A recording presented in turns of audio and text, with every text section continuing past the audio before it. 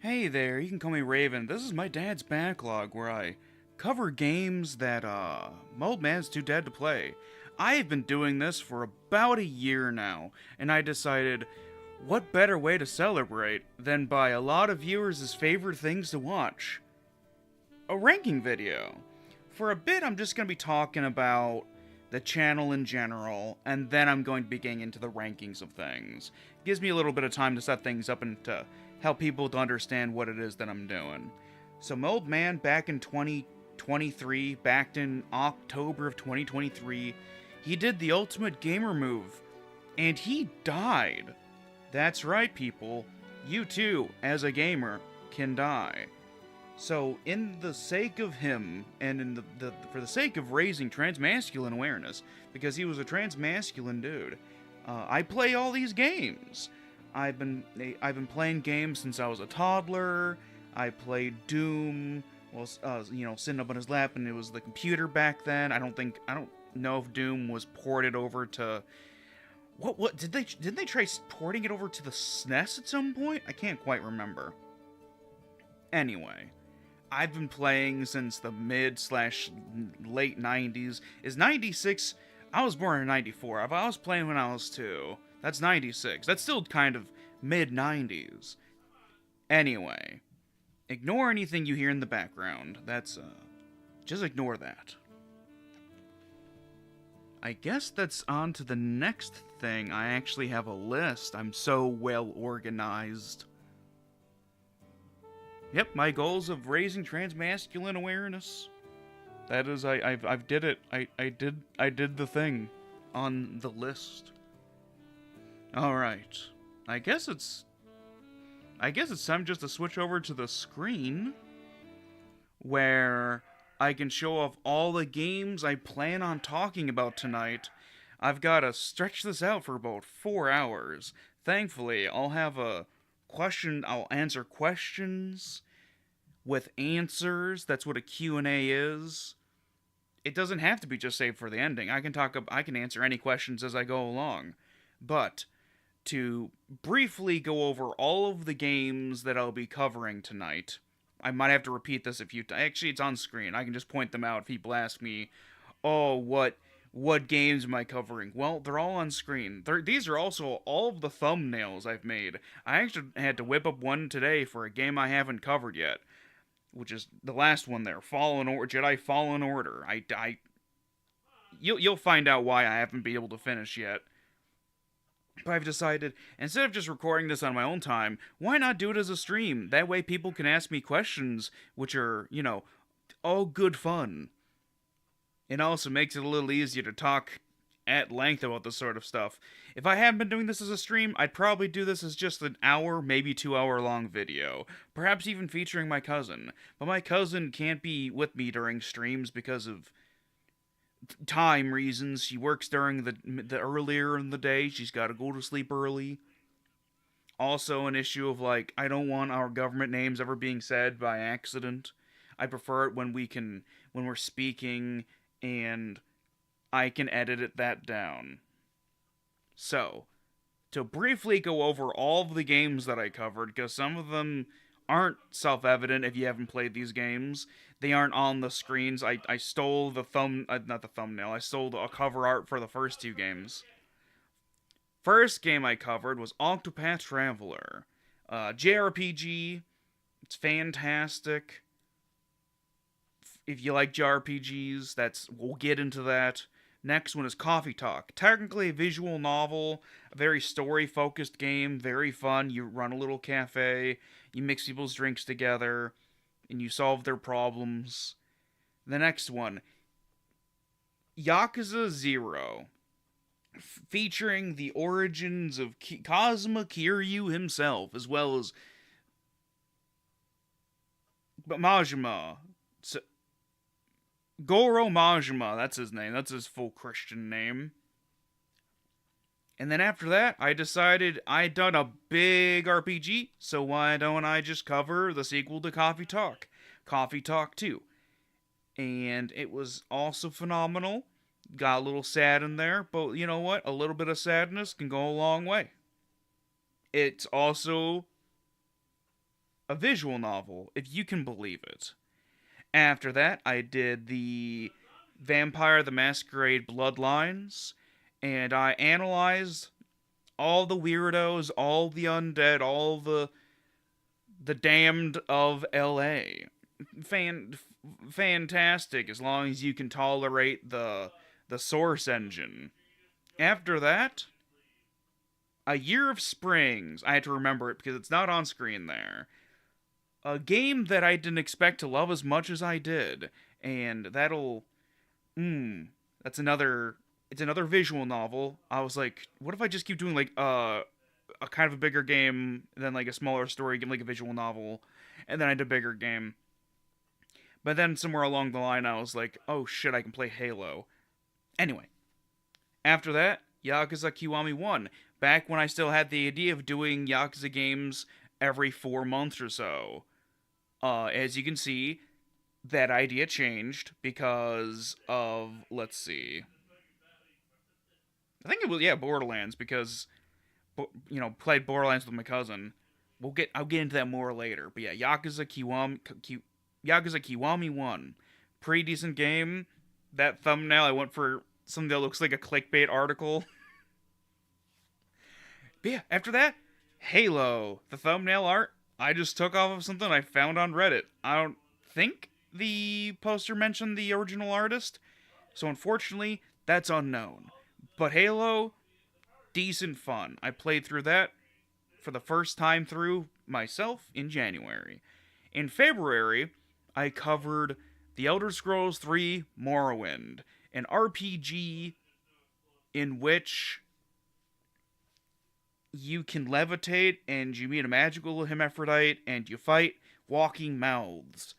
Very, very fun. And also with the thumbnail little thing, if you can't read Daedric, I assume you don't. I'm pretty sure it reads out as Nerevar's Polycule. I think that's how I did it. I'm hoping that the lore beards, the deep dark lore masters themselves woke up and saw that and were like, we should watch this. I think it was like almost 4 hours long, maybe 3 hours long. But you know what else is a long ass video? My video for Undertale, almost 6 hours long. It's nearly twice as long as I had planned. I didn't think that I had that much footage and whatnot to go over and to cover, but evidently I did. And as the thumbnail says, we are all made of hopes and dreams. And also those dank-ass memes.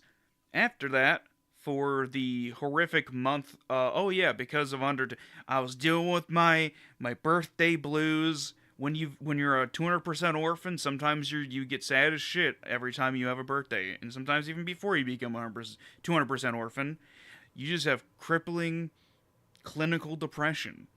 And so birthdays are kind of hard. So you get real sad and you can't edit. You just kind of do whatever you do in order to tolerate being alive. And so videos get delayed a bit. And so unfortunately that got released, I think, in April. And it was like really, really early this month, Borderlands 1 came out, which was as the title, the thing says, it's my cousin's first FPS, that's it. I almost said RPG. Nah, actually, I don't know if she's played that many RPGs. Yeah, we'll play co-op RPGs in the future. That'll be good fun for us. But it was her first time through. She played as Lilith. I played as Mordecai, as I did when I originally played.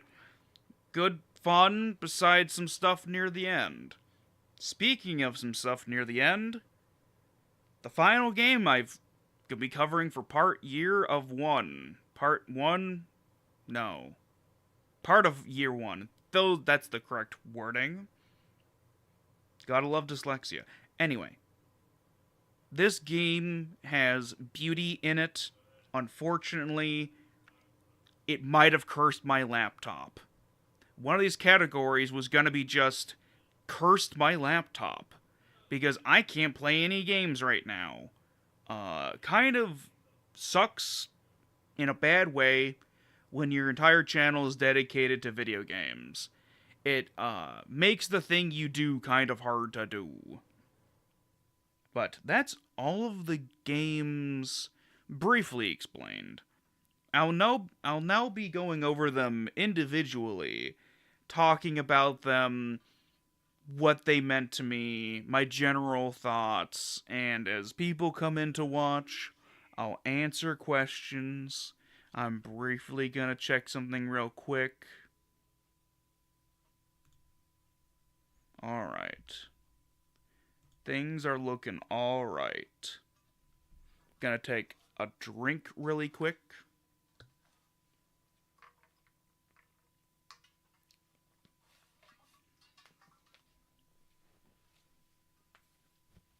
Alright. First up, Octopath Traveler. I guess I could give a little bit of background before I start talking about the first game that I covered. The original first game I wanted to cover on this channel, which I think I started playing in the summer of 2014, and it hadn't been a full year since my old man died, but I was like, I want to do something for him, because nobody in the family really did anything for him in terms of memorial, despite the fact that Grandma legally strong-armed me into giving at least half of the ashes to her. It was an issue of all my life he had been telling me, don't let her get my ashes, don't let her get my ashes. And then once he finally died, the paperwork that said that, she can't get his ashes, well, turns out, he was bad at organizing his paperwork. So that paperwork was never found. But the first game I was going to cover on the channel was God of War, the new one, the reboot in 2018 or whatever. I think it was 2018, something around there. Because it's Dad of War. He loved playing the original games. He never got around to playing the new one, so I was like, you know what? I'll play through it for him. But I got 3 or 4 hours into the recording in 1 hour blocks before I realized I don't really know how I want to cover this game. And so I shelved the channel, basically. I didn't even have the channel set up. I shelved it until early 2025, right? 2025. Around March or so, I started playing Octopath Traveler, because I think I'd gotten it on sale, and I was like, this should be an easier game to cover. And also around that time, what inspired the original format, oh hell, I guess more background story time. Originally, it was going to be Let's Plays. That's what the folder for all of this is named, is Old Man LP. And after going through with God of War for a bit, I was like, I don't really think it would work well as an LP. I don't think this would work the best, because LPs were on the decline, and so I tried to find another format. The format I did start out with for this channel was copied over from a YouTuber who at the time their side channel was called, I think, Quite, and they spelled it with a Y, and then eventually I think the channel became with a Y, as in that's the name of the channel now. And what they do is they stream, and then they take a chunk of footage and then match it up with some topic they're talking about. My channel had gone through a few different ideas. If it was going to be Let's Plays, it might have been streams, and then I realized that streaming really wouldn't work out. I learned that during Kiwami 1.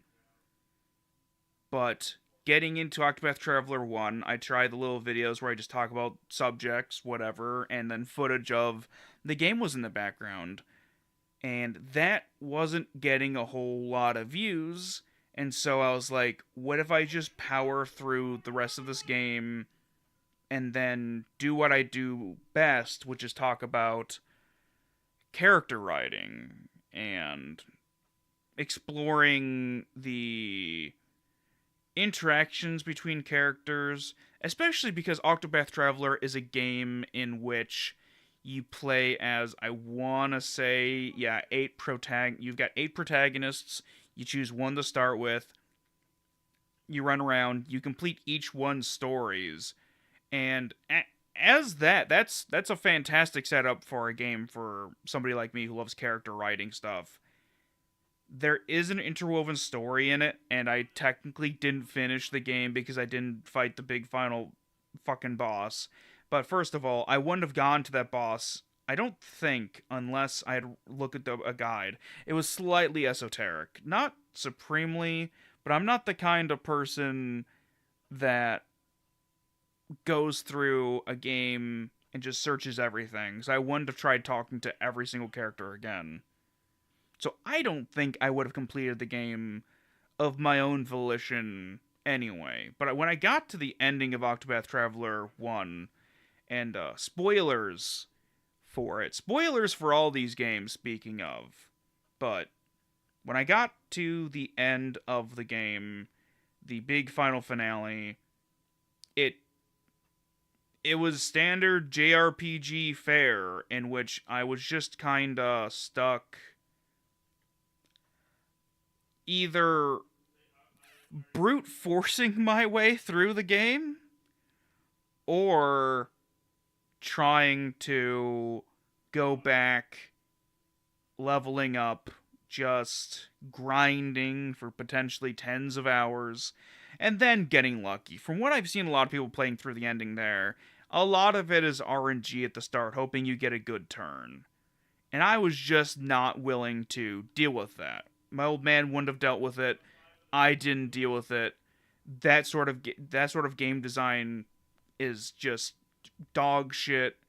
I remember he got super pissed when what was it, the Grabbed by the Ghoulies or whatever, that one game where you're like the knight trying to rescue his girlfriend or whatever, and halfway through the game they're like, "Nah, you gotta do it again." He was so pissed because I think they lost power, and so the game just shut off, and you had to do it again. He was like, "Fuck it, I'm not doing that again." This was back in the 80s. I really quickly have to check another thing. I gotta make sure this video is actually set to be... Let me double check. Where is my stream settings? I'm trying to make sure it's labeled for... it's in gaming category. Let's see. Details. Public, yes. Game, yep. Generally gaming. Yep, that's fine. Alright. Back to it. Octopath Traveler, I started with Theron? The thief character. I can't remember all their names off the top of my head. I think it's Theron or something like that. Admittedly, he didn't leave a big good impression for me. His story wasn't like my favorite. I had far more favorite stories than his. In fact, you know what? I'll go through their stories a little bit briefly. Basic story. Spoilers for Octopath Traveler's main cast. I'll try to go in order. So, Octopath, every single one of the characters correlates to the letters, right? So, we got Octavia, I think is her name, or Ophelia, that's it, Ophelia. Ophelia is the cleric of the group who I want to say she was adopted by her father, who was like a big cleric, like an archdeacon or some shit like that. And part of her story is coming to turn, or her sister as well, coming to turn. Her sister isn't a playable character. Each of these characters generally have a character that's important to them. Her sister and her are dealing with the loss of their father. Her sister being the biological daughter of their father. And there's a really emotional moment discussing the death of an animal early on in their childhoods. And that's a way that she bonds with and helps keep her sister from falling to evil, as one is wont to do in a JRPG. Hers is one of the most impactful stories for me. It's easy to get me tearing up and stuff over stuff to do with children, stuff to do with families. And it was exceptionally well done, and I believe her actress is like rather talented. She was in some other stuff recently that I really liked. Christina V or something like that? I can't remember. On to the sea in Octopath. It's gotta be Cyrus, right? I feel like it's Cyrus. Cyrus was my runner-up idea as to who to play as, but I was like, well, I start with Theron the Thief, I can open all these boxes that I otherwise couldn't, so I'd better go with the guy so I don't gotta go back and get them. And so I went with Theron first. But Cyrus, the scholar, basically the wizard slash mage dude. He does a lot of elemental damage. He's a smart guy. He can point a finger at you, and I think he can learn things about you. He's a stuffy dude, kind of misogynistic if I remember right. He was kind of so, like, not that interesting. And so I kind of just made shit up about him during the video. I wasn't quite sure the tone I should have taken with the channel at the time. I'm generally now more about talking about things as they happened, but being a little snarky. But with him, I just kind of took the fact that he's kind of sexist and just assuming that his villain was a man. Like, just assume spoilers for all of this. And, me being like, women can also be villainous in, like, books. As Cyrus evidently didn't learn that, despite his students being mostly women, it seemed. At least the two main characters that were important to him were women. One of them being, like, a princess or something? And then the princess's cousin, I think, who was, I don't know, a duchess or something. And unfortunately, he got... Here's some writing. It certainly is writing. The cousin was jealous of, like, the princess being, like, the best student or whatever, and, like, getting his attention. So she was like, if I accuse my teacher of sleeping with a student, that he'll be mine. And it's just like, no, you dumb bitch. That's not how it works. And for that, we're on to the first T. Oh, fuck. Yeah, it's fucking wild. I'm decent. Like, it was bad. It was so bad that, like, I don't know how much of that you heard, but I kind of just made shit up in the video after a certain point because I was like, it's so forgetful besides all the bad parts. What if I just lean into the fact that he's sexist? Also, how is the delay? Because I try to make the latency even lower, but I don't know how well that actually happened. Also, try to ignore any background sounds.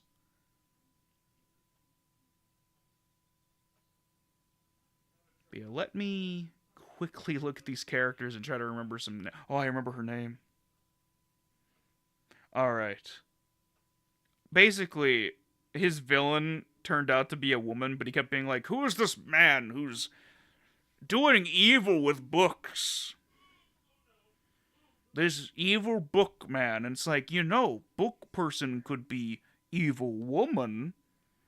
And I took it to me, like, despite the fact that he's a teacher, and I was like, everybody can learn. I was like, this motherfucker is a misogynist. He sits there being like, women need men to read books for them.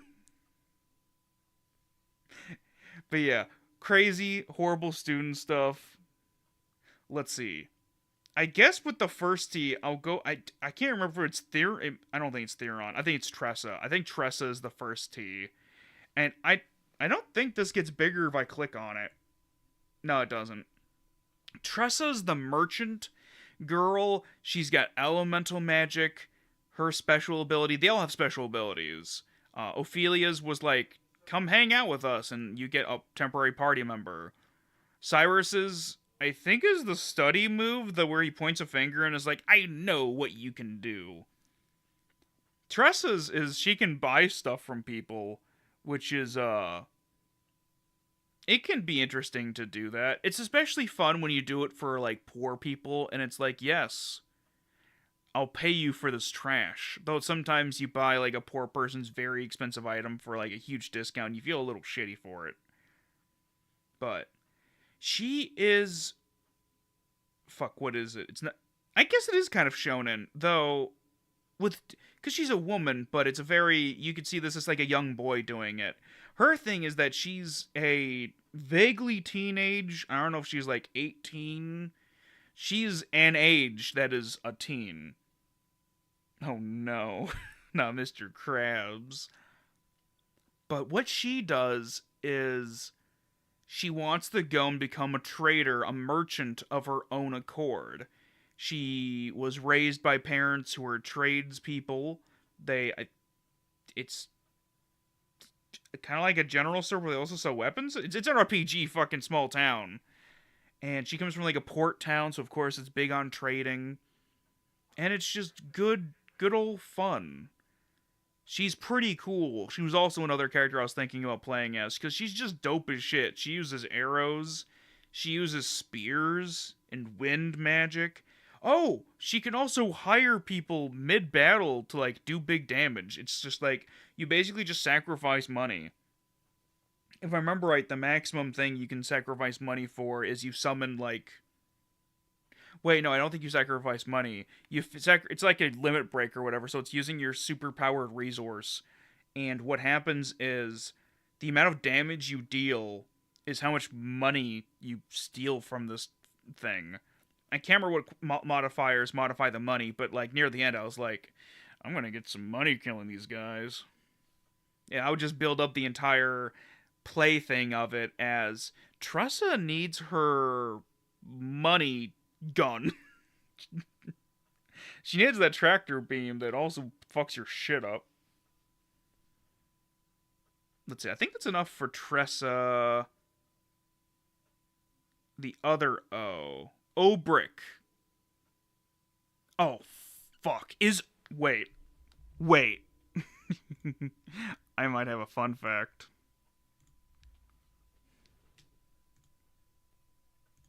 Let's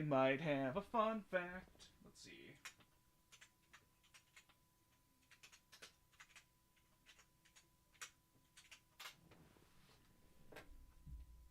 Alright, Octopath Traveler. Fuck you. Octopath Traveler. Olberic. Eisenberg.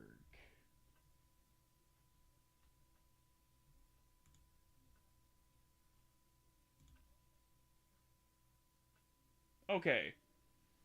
I thought it was Mr. Krabs. I thought he was the Mr. Krabs. I thought it was Mr. Krabs' voice actor. No, it's fucking Dio.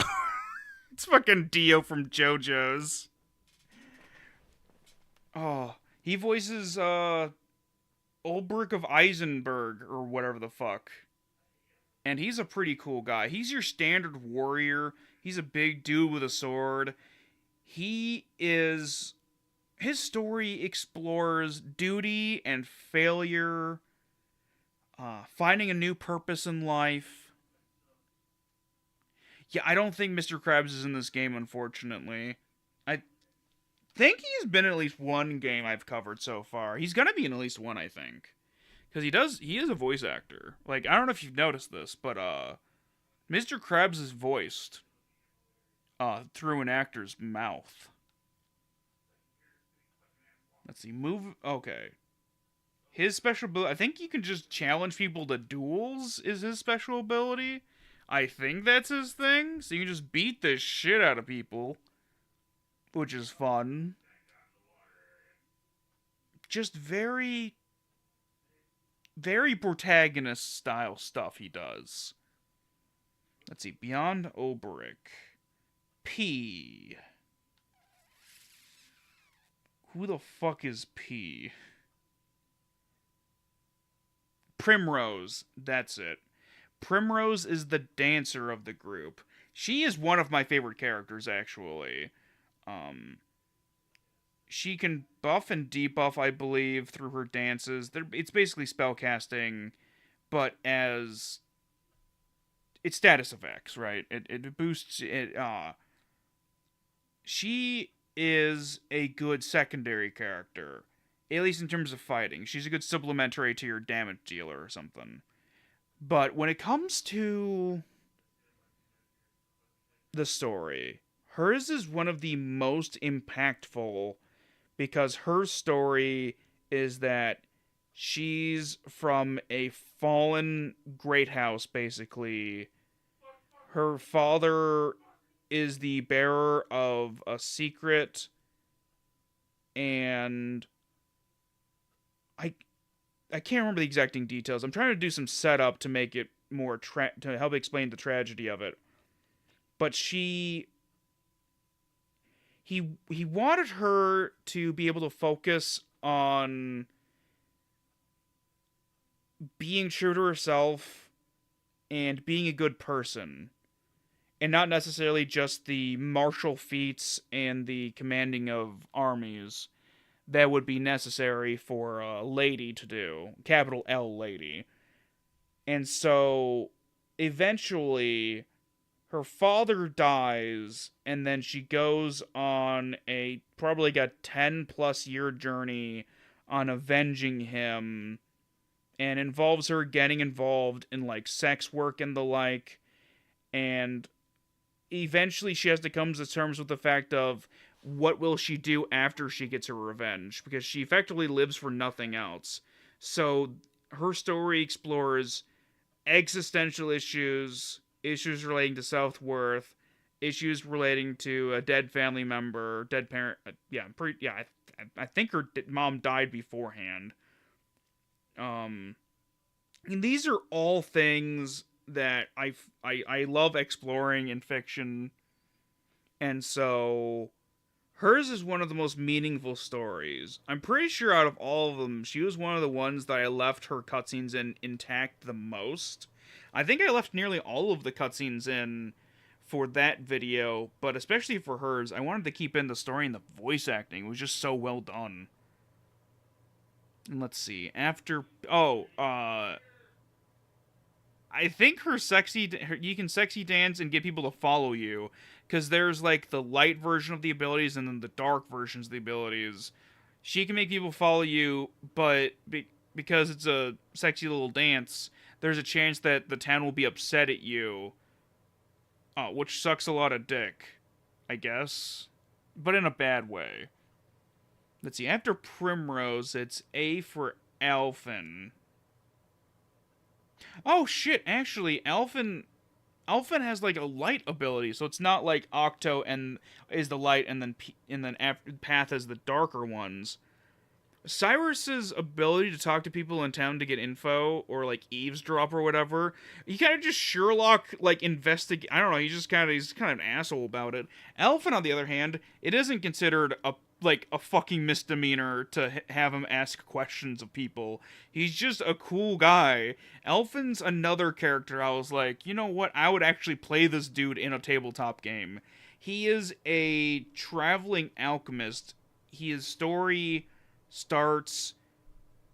Oh shit. His backstory, the long story, basically, is that somebody saved his life when he was a little kid, when he was really, really sick. And so he was like, I want to grow up to be a healer as well. And so he becomes an apothecary. And his in-game story starts when he realizes he should go out and like basically become like a journeyman apothecary, traveling, helping people, healing them, stuff like that. I don't think he's got a quite full southern accent, but he's basically like a good old boy. But as like a 20-something-year-old he's kind of gay looking. He's got like a side shave a little bit. He's pretty fucking awesome. And I want to say his specialties are like axes, and he can use his alchemy to have different effects. He's like one of the most multi-purpose classes, I believe, from memory, because you can get nearly every effect with his alchemy ingredients.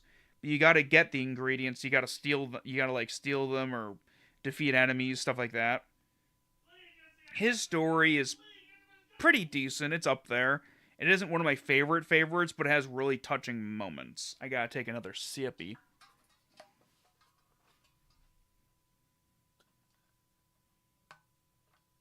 I need to watch Arcane still.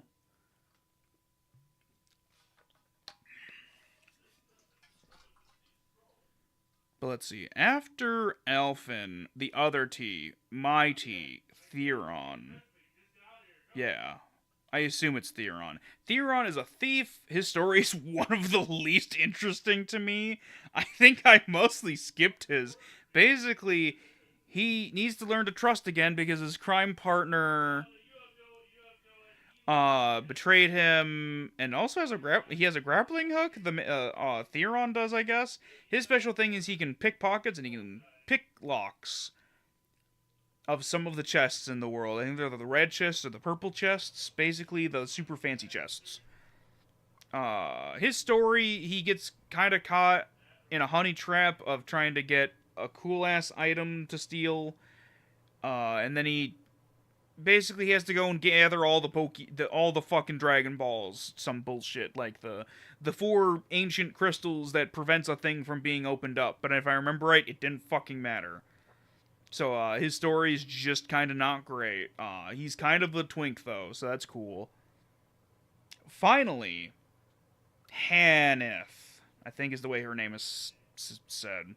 She speaks in old timey English. I played the English dub since I like hearing the differences in voices and stuff like that. And there's some really good work, but her entire town talks old timey for some reason. Nobody else does.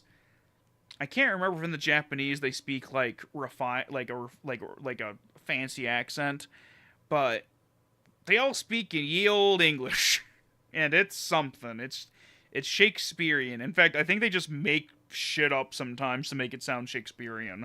I'm like, that's not how you say it.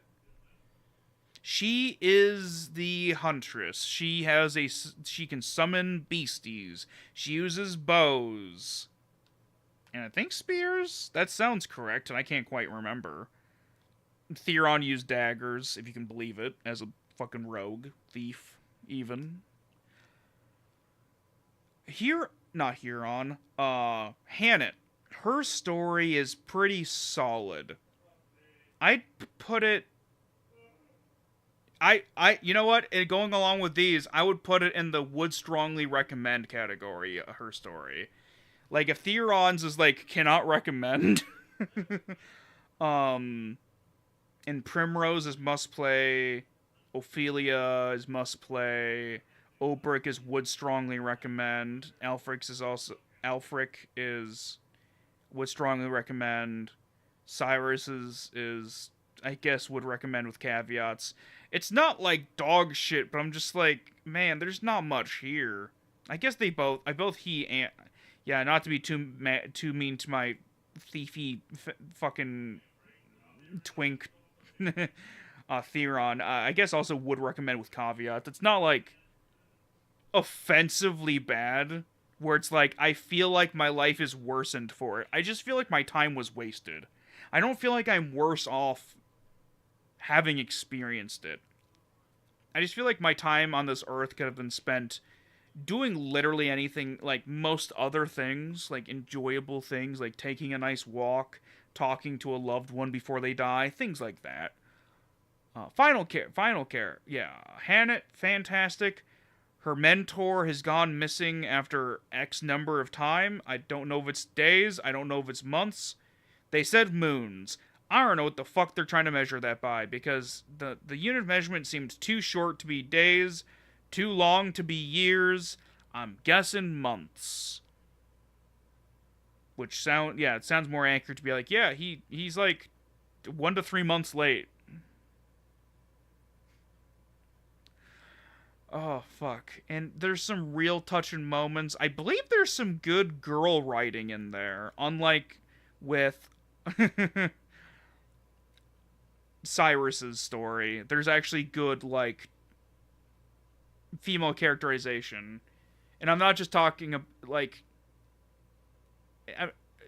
I believe her like fatherly role model, who's also her like mentor. He's like the hunter that's training her. I believe he is with a woman and it's handled very well. But there's also a woman who is like I think a mom to him, so she's like a grandma to Hannah, and that's really well done. It might be Hannah actually. I can't fucking remember.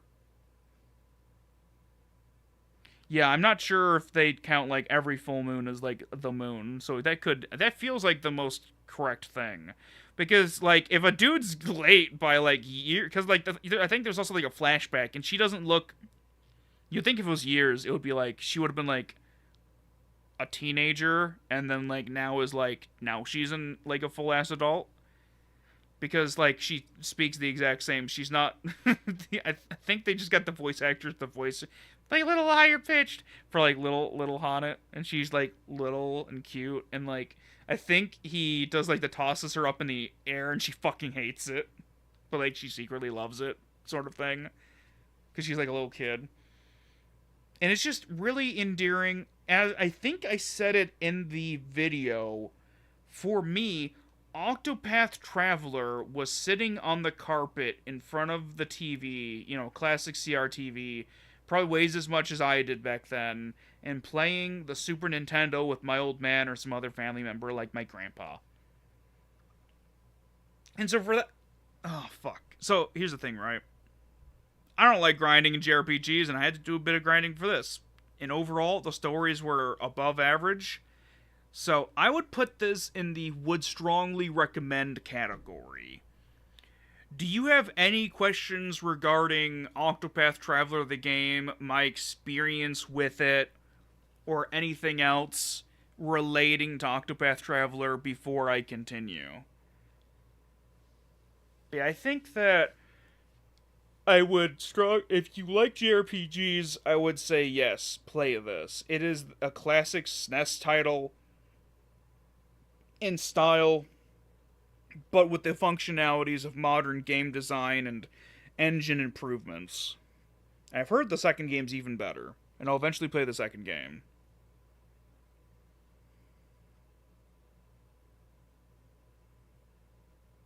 I'm going to check to see something really quick. Alright, let's see. Is stream settings. Can I... What is the latency? This is the lowest latency I can get. So that's as good as we can get with the latency.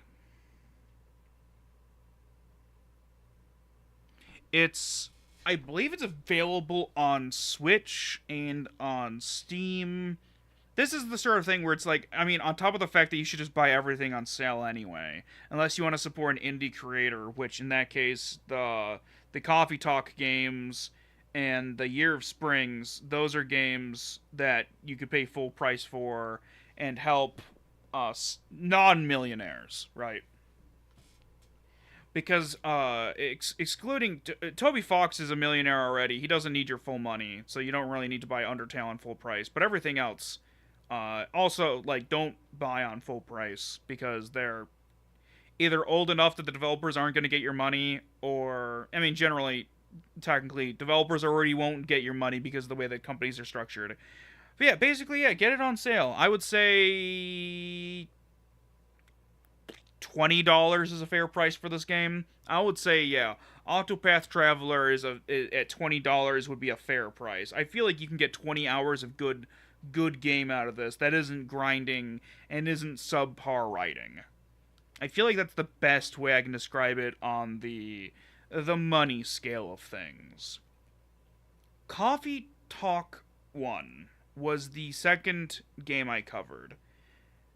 I wanted something simpler that I could cover between larger games.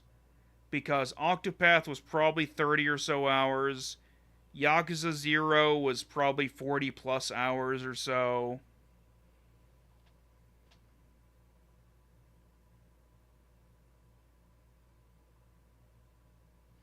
Right, yeah.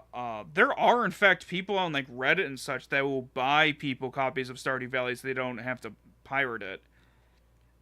I think legally I have to say don't pirate things, because of YouTube. But Eric Barone isn't doing bad. I mean, I paid for extra copies of. I already had Stardew because my old man got it for me when it was new. Um, but I've purchased Stardew Valley, I think, for 2 or 3 people at this point. It's up there with New Vegas as a game I keep just buying for people. I'm like, listen, it's like $5 on sale. It's my favorite game. You gotta play it. If I was ranking my favorite games, it would be in the must play category. And two of my favorite games, well, one of them isn't in my favorite top 10 games anymore, but it's on this list. And the other one is still in my must play category. But back to Coffee Talk 2. I was sitting there and I was like, I gotta play a shorter game to make this whole 12 games in a year thing work. And I was like, I've got these narrative little games that are like 5 hours or less. So let's do Coffee Talk. And mind you, I'm working off of memories from a game I played like 11 months ago, and I've written like over 100,000 words since then on other games. The reason why I have to do one game at a time is that I mentally cannot handle doing more than one project at a time. I need to focus entirely on one project. If I'm not working on the one project, I I lose the feelings. I need to be surrounded. I need to do basically nothing but play and write about this game. Otherwise, I can't. I'm not into it as much. Like my computer going to shit recently has is going to make my Fallen Order video suffer. Not just because of the fact I couldn't fucking finish it, but also it's just a drain. And also there's real life things that popped up that I don't want to talk about on stream because it's something that happened to another person. And but like that's another thing. And then during Borderlands, a big pain point for that was around the time that my phone was actively just fucking falling to shit and dying. I might be getting a new phone shortly, but yeah, it's a fucking thing. Back to Coffee Talk again. All right, so it's a narrative game. You make drinks for a bunch of people in Seattle. It's an urban fantasy setting. The cover art. Oh, I guess another fun fact for the channel. Originally, I was like, I'll just take the cover art and put the pride flag behind it, but that wasn't getting clicks. So I tried to get more creative over time. Though, if I take this down, you can see that like it forms one cohesive big ass flag. Um, and so that's a pretty cool thing. But yeah, I'm not gonna keep up with that. Uh, Coffee Talk is a game about the lives of people who go to a cafe. Having worked in 2 eating establishments, I've had ideas to write a book about something like this because I was constantly hearing about the regulars and their ongoing life stories. Generally, a lot of DUIs. Let's see.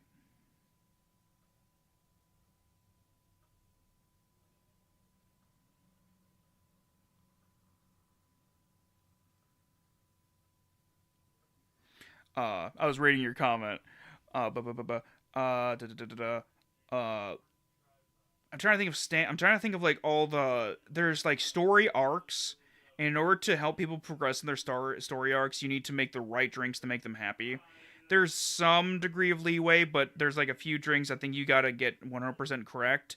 But they're like story relevant drinks where it's like they'll they'll be like I'm looking for. I'll bring up the example when I get to the characters. But let me take a sippy.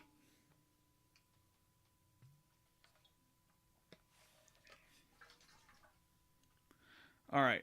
So, main character on the cover art. I believe her name is Faye, Faye, or something like that. She's a writer herself. She was sort of the main creator's not quite self-insert, but like a writer writing about a writer, you know. Uh, and she's pretty cool. She's getting stories from around the cafe as the plot goes along and some supernatural stuff goes along. Other characters of note. There is a vampire. He sucks the blood. Oh wait, no, I think he drinks. No, he drinks artificial. If I remember right, that was a plot point where they're starting to be able to make artificial blood for ethical concerns, and he explores ideas of longevity, of not being able to settle down, heartbreak over time causing you to calcify. Uh,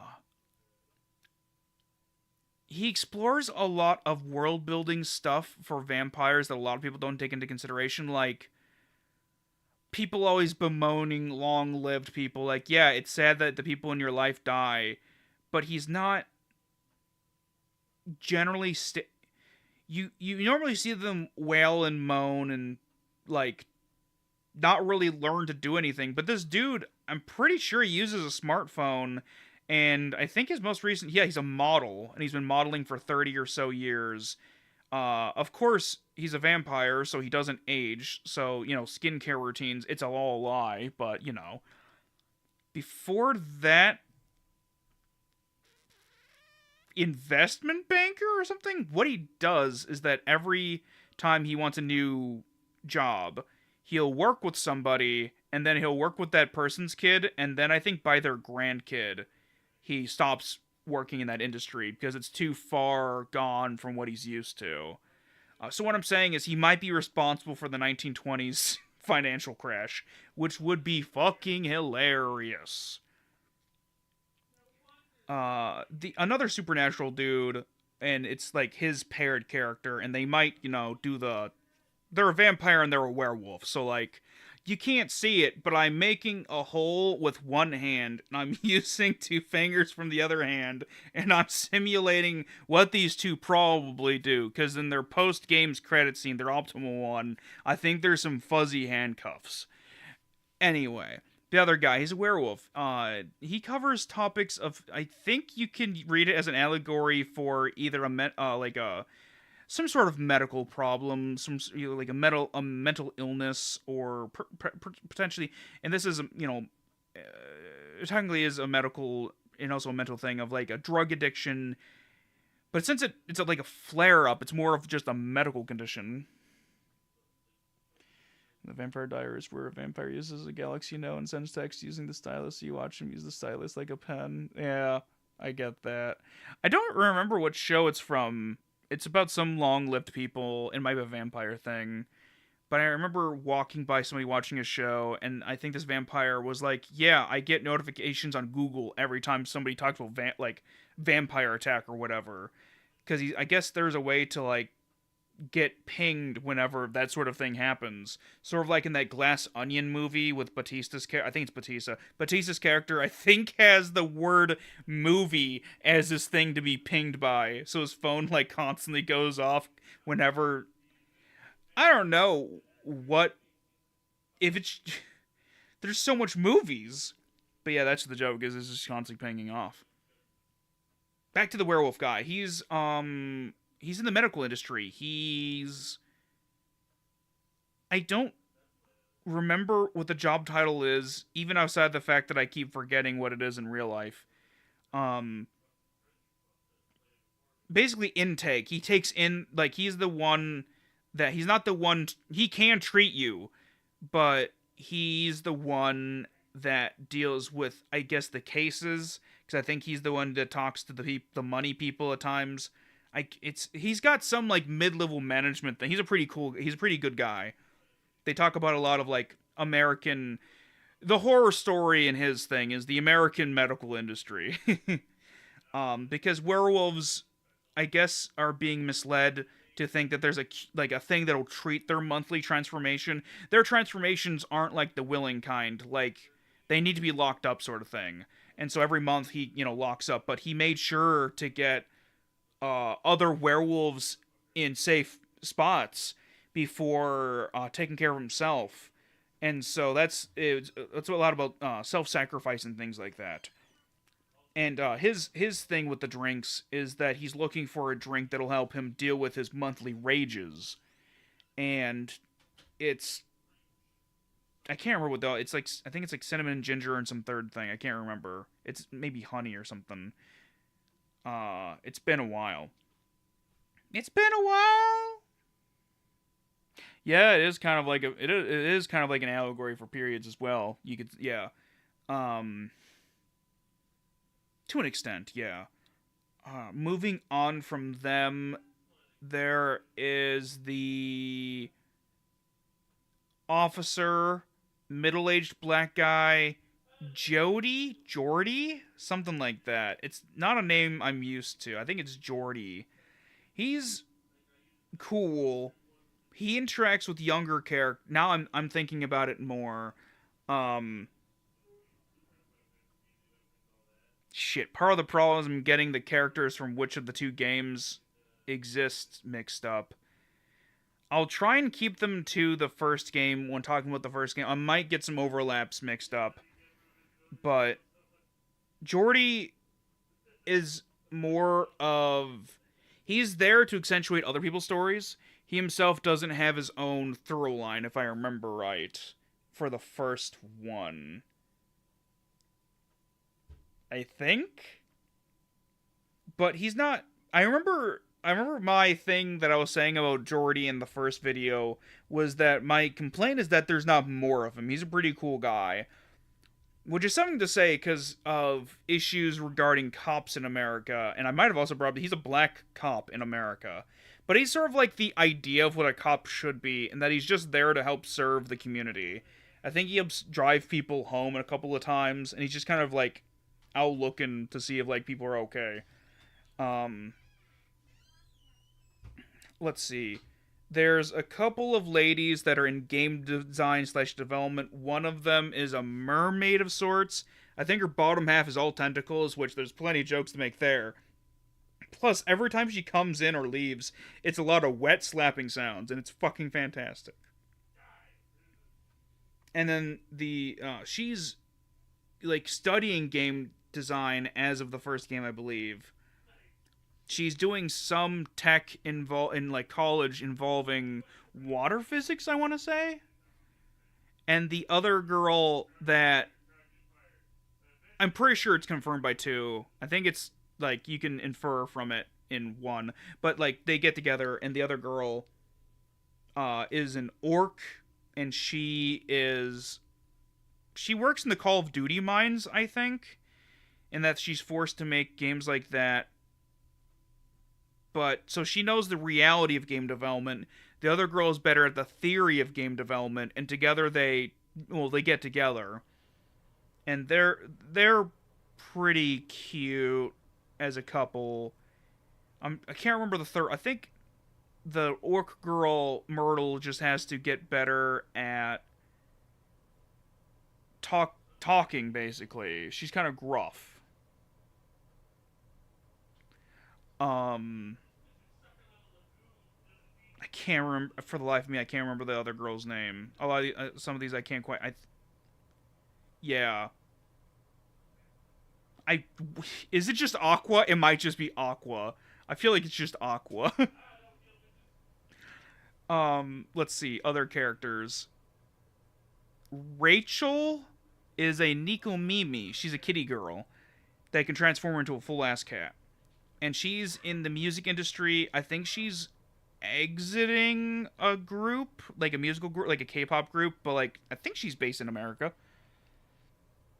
I also love orc women, as you commented. She has to deal with the issues of the music industry. Her dad comes into play. He's a former producer or something, and so he's like, I know how bad these dudes can be. Like, you don't want to deal with fucking. I gotta take a sippy. This one's a doozy.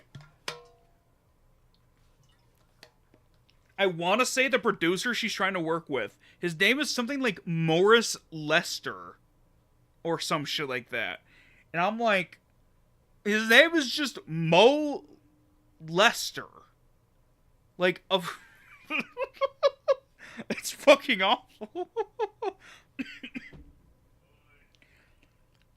I guess I apologize to if any writers of the game hear me speaking, and I don't remember the other characters because. Yeah. The tiefling and the elf. There's a tiefling girl, and the elf boy. The elf boy is like a graphic designer or something, and the girl is a banker, which is funny because the elf's family thinks that she's evil and gross and slutty. The thing is, she's only evil because she works for a bank, not because she's a tiefling and is hot and wears glasses. And their stuff involves having to leave your family, having to deal with family expectations. Going back to Rachel, hers was also pretty fucking fantastic. Her and her dad, her mom's dead, and they haven't properly. One of the best lines. She is like a shitty teenager at times. I don't know about. Okay, regarding the elf and the tiefling, which I believe they both have alcohol themes. I think his name is Bailey's and her name is Kahlua or something like that. I don't know the sexual. Like, I could see it as him being submissive like that, but I don't. They don't quite go into it. Uh, it's very well done across the two games. I fucking love it. But yeah, with Rachel, her and her dad, it's very well done. There's a great line where I think it's something like she acknowledges he's trying. I think she acknowledges that he's saying words, but he's not trying very hard. He sucks at trying to help her daughter and himself grow past the death of the mother, which I think she died of an illness, not in childbirth. So she remembers her mother, and it's all very touching. But beyond the elf and the tiefling and the orc and the mermaid and the Geordie the cop and Faye the human, Geordie's also human. Oh, kind of a spoiler character. There's also Neil. As of Coffee Talk, they go by Neil. And this is a big spoiler. Like, I gotta keep saying it. Spoilers for all these games. Neil's from space. Like, that's pretty self-evident. You learn that shit pretty fucking early on. Neil shows up, fucking weirdo, dressed up as, like, Neil Armstrong in the suit. Kinda. But, like, the orange suit. And goes by they, them. I can't really speak too much more about Neil. Neil is sort of like... There's thorough lines for all the other characters, but Neil is kind of like the main quest, if you want to say. If this game has a main quest. Because the secret ending involves Neil. By the second game, I believe Neil is going by Silver. I don't remember if it's a either-or situation, but I believe they're still non-binary. And also involves the secret stuff. Fuck.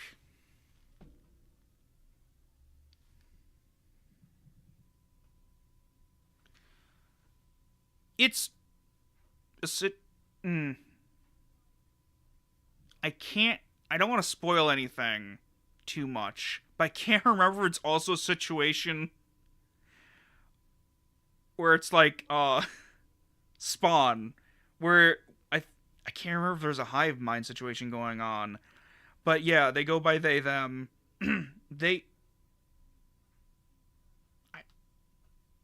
can't quite remember. It's a bit complicated.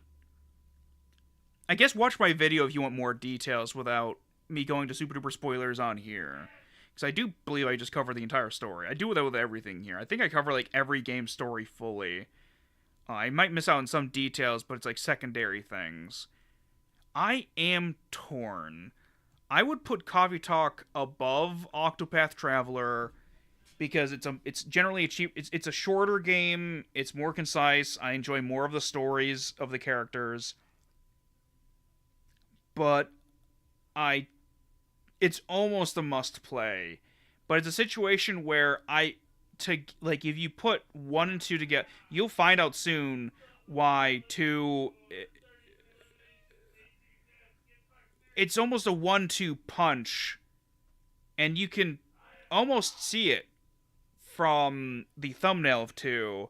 And I try to be this is one of my more creative thumbnails, but it's in such a way that a lot of people don't pick up on it. It's a lot of behind the scenes stuff. But the going on to and without I don't gotta fucking say shit. Yakuza 0 in my top 10 favorite games, one of my favorite fucking games ever. I'm it when I hit this, I realized I should just start playing more of my favorite games. Yeah, that's fine. I hope that your attempts to date succeed. I hope you pass all those speech checks. Oh, wait. I guess I should any questions about Coffee Talk in general, like before I continue? About the game itself, about the playing of it, about the characters, anything like that. Also, the music is fantastic. I should look to see if I can use it during my Just Chatting streams, because it's a lot of good, really good lo-fi. And I believe it's all on Spotify if you want to watch it there. It should all be on YouTube as well. And in fact, in-game, you use, like, the equivalent of Spotify. I don't think it's just called Spotify, because I think that an in-game right, and that's another thing to talk about Coffee Talk, is that it also involves, it's got like little short stories and little news articles and stuff at the end of every chapter, and also like in your little phone, like when you're not making drinks and stuff, you can just read articles and cool shit.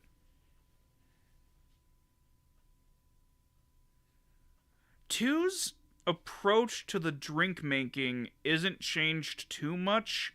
I think you get 2 new ingredients, and I think that's about it. They might have made the latte art a little bit different. And the third game, which just came out, I believe, which I'll get to eventually, is set in Tokyo. And so you get more Japanese influenced drink making techniques, I believe. But regarding the way you make drinks, it's not a huge change between them. The second game does try to focus more on the new ingredients, and it's just very beautiful games. These are damn as if if you put these two games together, right? It would be a must play, like as an experience. I think with Tokyo, okay, I'll get more into it when I talk about Coffee Talk 2, because there's elements that need to be spoken of regarding to make things make more sense. But yeah, that's it regarding Coffee Talk 2. I'll move on to talking about Yakuza 0. Is that all the is that the only question you got about Coffee Talk 2? I'm gonna take a drink while I.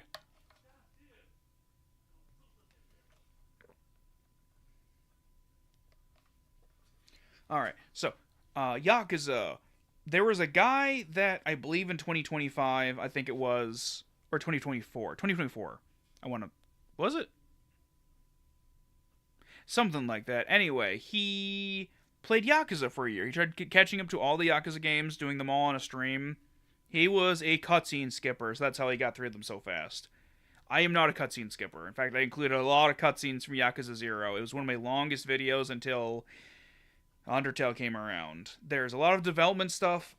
There's more backstory to this than some of the others. Alright, so Yakuza. I first played Yakuza 0 probably like 2018 or so. Got it through Gamefly. It was one of the last games we got through Gamefly, if I remember right. I had heard of the Yakuza series. I just hadn't tried it. And it is fantastic. The Yakuza 0 is a prequel to the first Yakuza. The Yakuza series, and I'm explaining this just for the sake of anybody watching. Oh, okay, so Gamefly is like Netflix, but for video games. Though it's Netflix in the sense that you could get a disc every month. Or multiple discs. Gamefly lets you basically rent a game for as long as you want, but it's like a monthly based thing where it's like, I don't know, like $10 you get one disc. I assume that's the pricing nowadays. I wanna say Gamefly still exists. I just don't use it. I just buy games on extensive sales during the big sales, like 50 to 90% off. And I buy in bundles too. I have all the Yakuza games up to, I think I have 7 either on Steam or on GOG. So I'm good for a long while in covering the Yakuza games. But back to Yakuza. The Yakuza games are a fantastic combination of crime drama, tourism simulator, and goofy mini games. I love damn near all of that shit. I say damn near because some of the games are less well put together than others.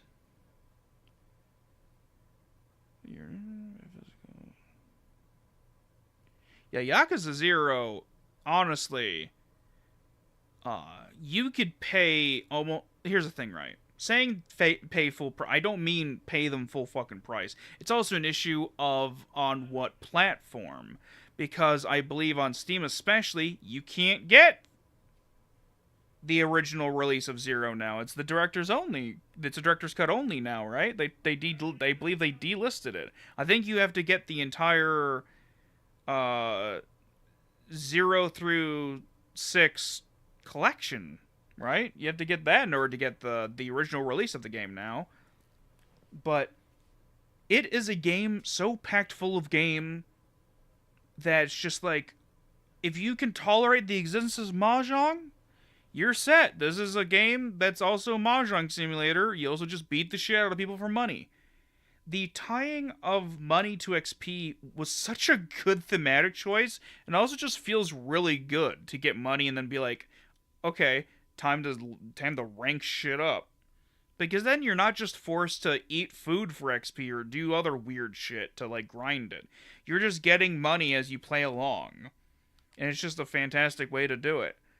The main plot, okay, so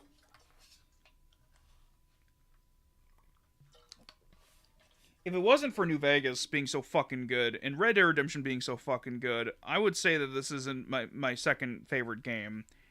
It's probably my third favorite game. Like for what it is effectively perfect for its category. Similar to like Minecraft. Like Minecraft is its own. Saying something's perfect implies that it runs well and it's got all the features you want. But it's a complete package, and it's like, yeah, you gotta play this. Like, if you have any interest in things like it, play it, and you'll probably like it. The story of Yakuza 0 is the cream of the crop in terms of, like, a consistent playthrough narrative. I need to replay, because it's not like it, well, technically it's kind of open world in a way. Unlike New Vegas is firmly an open world RPG in that you make a lot of choices, you go around and stuff like that. Kamurocho in Yakuza 0 feels like the grimy late 80s shithole that it is. Let's see, comment. I got blocked over a year ago and liking about my friend. Oh no. Oh, that's fucking awful. Hopefully that situation clears up. But yeah, Yakuza 0 is two stories. I mean, it's a lot of stories in one. There's two protagonists, Kazuma Kiryu, who is the main protagonist of the first 6 games, and at least one spin-off title, and also he keeps just showing the fuck up. And then Goro Majima,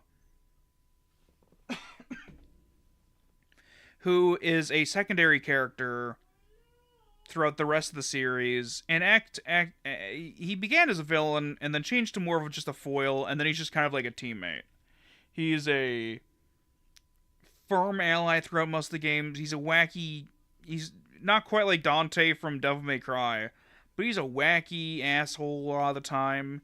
But this game shows how they came to be who they came to be, and barring some characters that should have been focused more on because they were prequel characters, and just even the characters that show up and then are just here to fucking die, they're well done as well.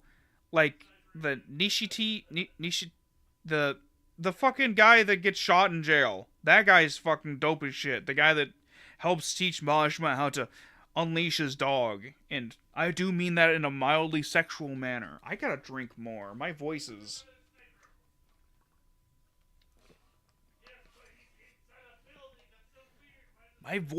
improper at the moment. There is not enough praise that I can give to Yakuza 0 that can fit within I thought that I wouldn't be able to fill in 4 hours of time talking about these games, but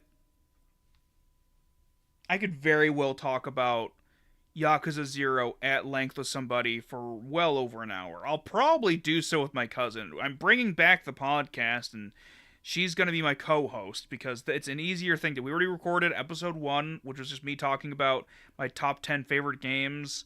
That was a little bit meandering. I'm going to try to tighten things up in future podcast episodes.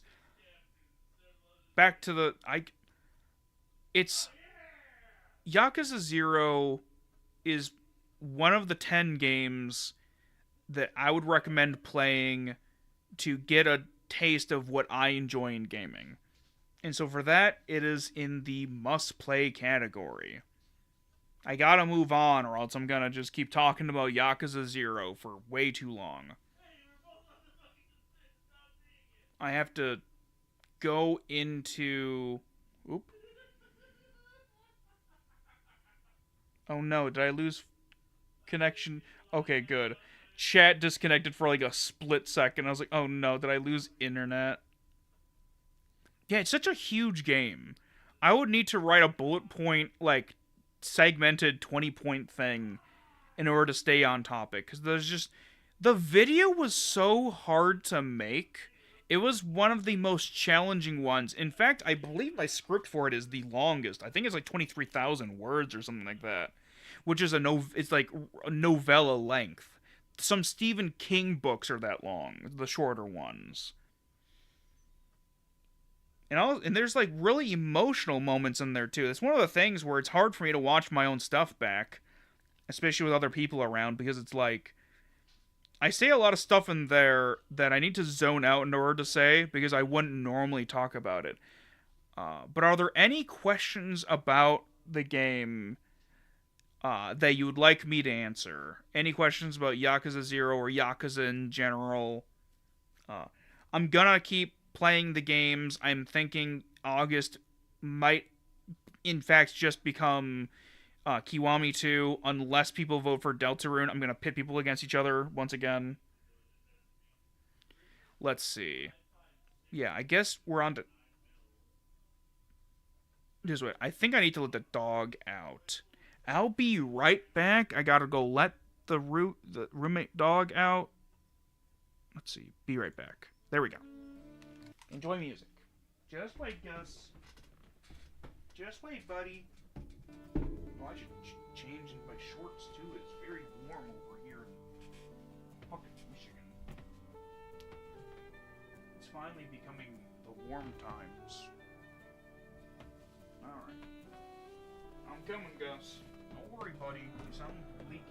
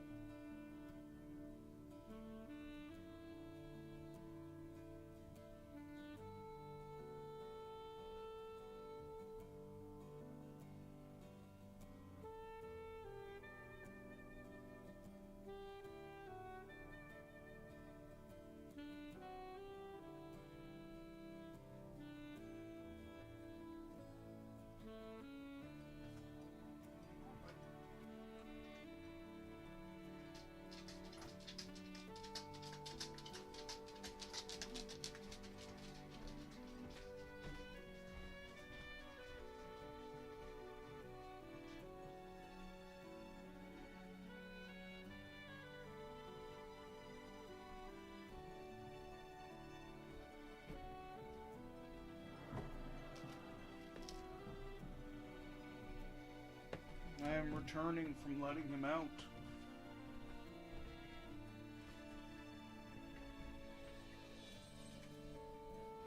Oh no. Because of the friend stuff or illness?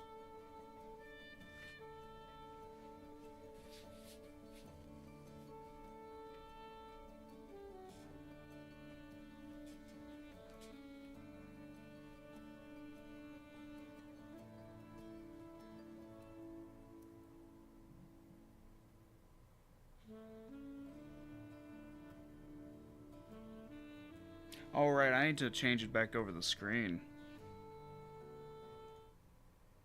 There we go. Gotta check something real quick. Alright.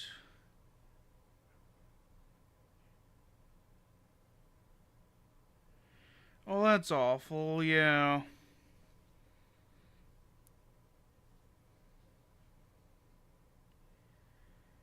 Yeah, that's... Having people not trust you is always a fucking horrible thing. One of the reasons why my family is such a mess is because the way that we were like, it's generational trauma that leads to not really trusting anybody. And my old man never really trusted me, like, in terms of, like, me being like, maybe you shouldn't be a drug addict. You know, stuff like that, where it's just like, maybe you shouldn't hang out with people that want you to do Adderall with them on your truck dashboard. Stuff, things like that. Maybe you shouldn't hang out with alcoholics.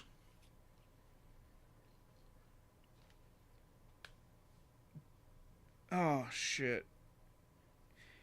If you need to go lay down or something, you should go do that. But yeah, I'll be doing the stream for the rest of the night. I hope that you feel better either way, if you want to stick around or if you want to lay down. Coffee Talk 2 is a game where as soon as I knew I was going to cover it, I knew that it was going to be a bit different than trying to cover other sequels.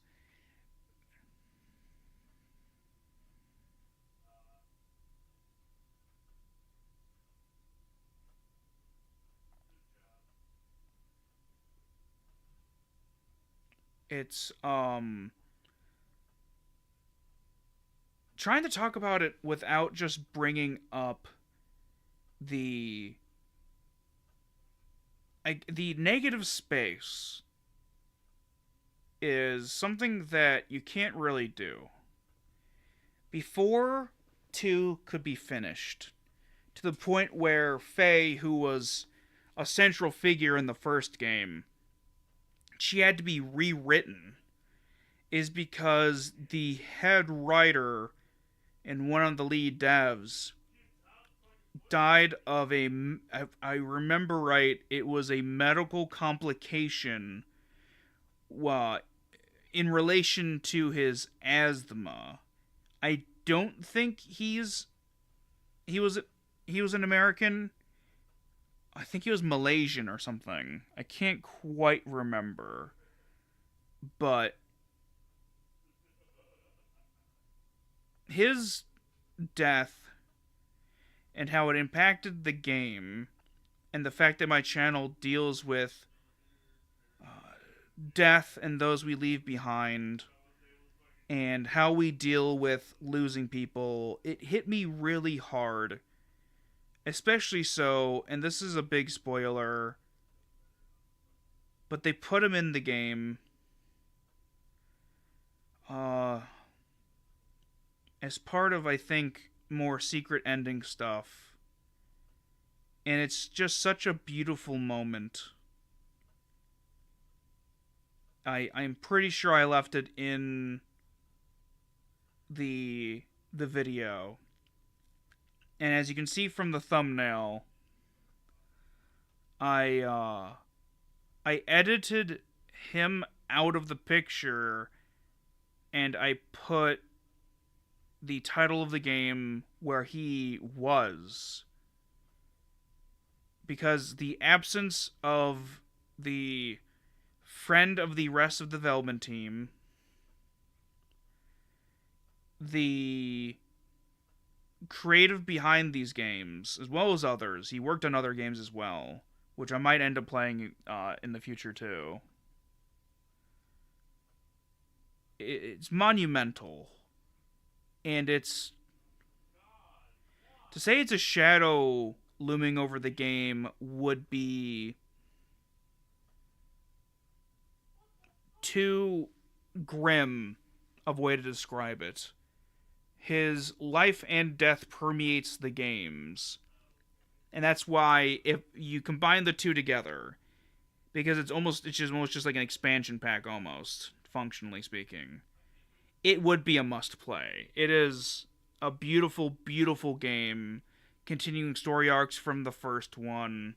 I'm going to try to remember the the storylines as best I can. And if I remember right, on top of just a good game and furthering the gameplay, I believe it had new music, like almost all new music as well.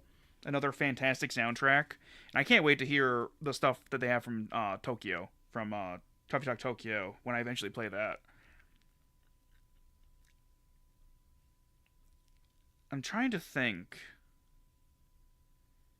The returning characters. I think the vampire and the werewolf are pretty much just supplementary characters, as well as trying to find reignited passions for the vampire. He's trying to find a new thing to do. I think photography is the thing he gets into. The werewolf is pretty much a supportive boyfriend at this point.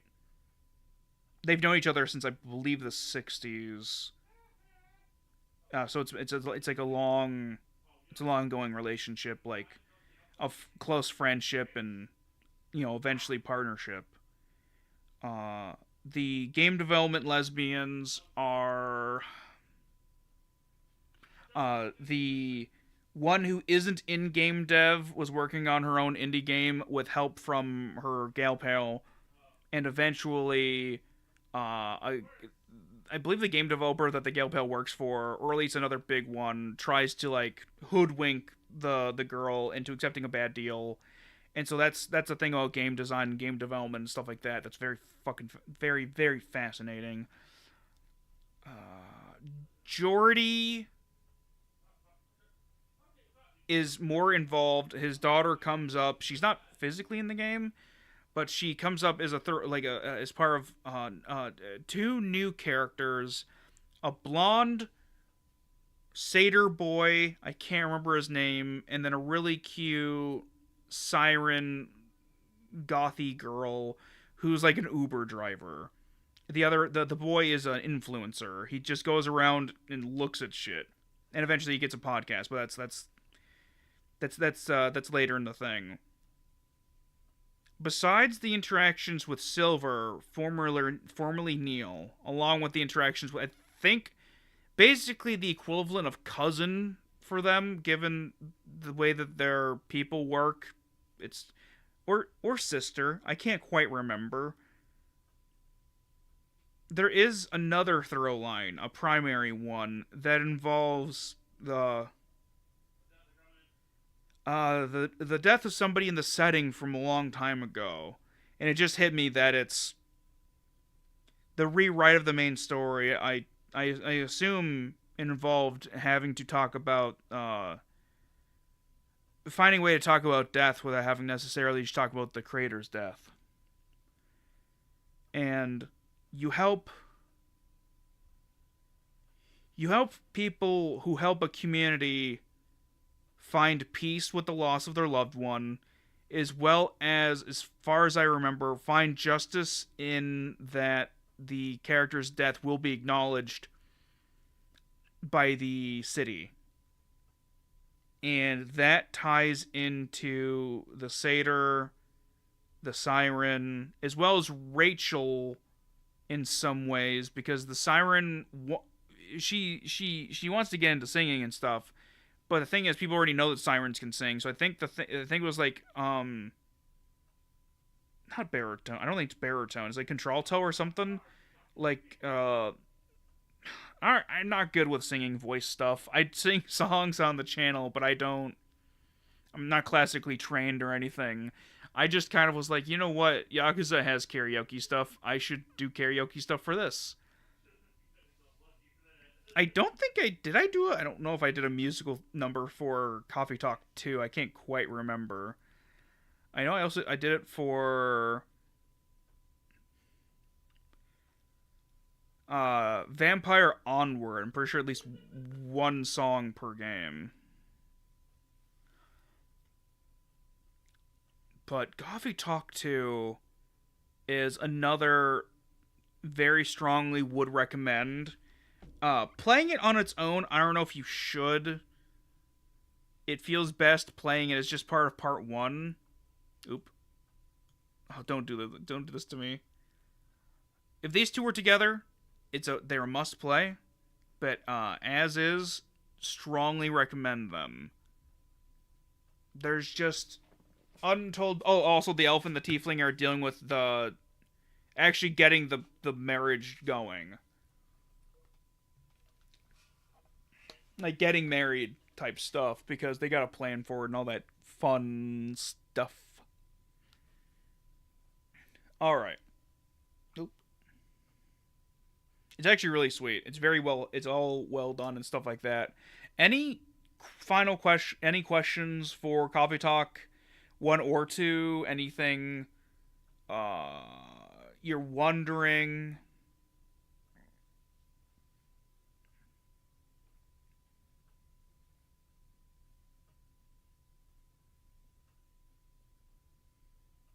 All right.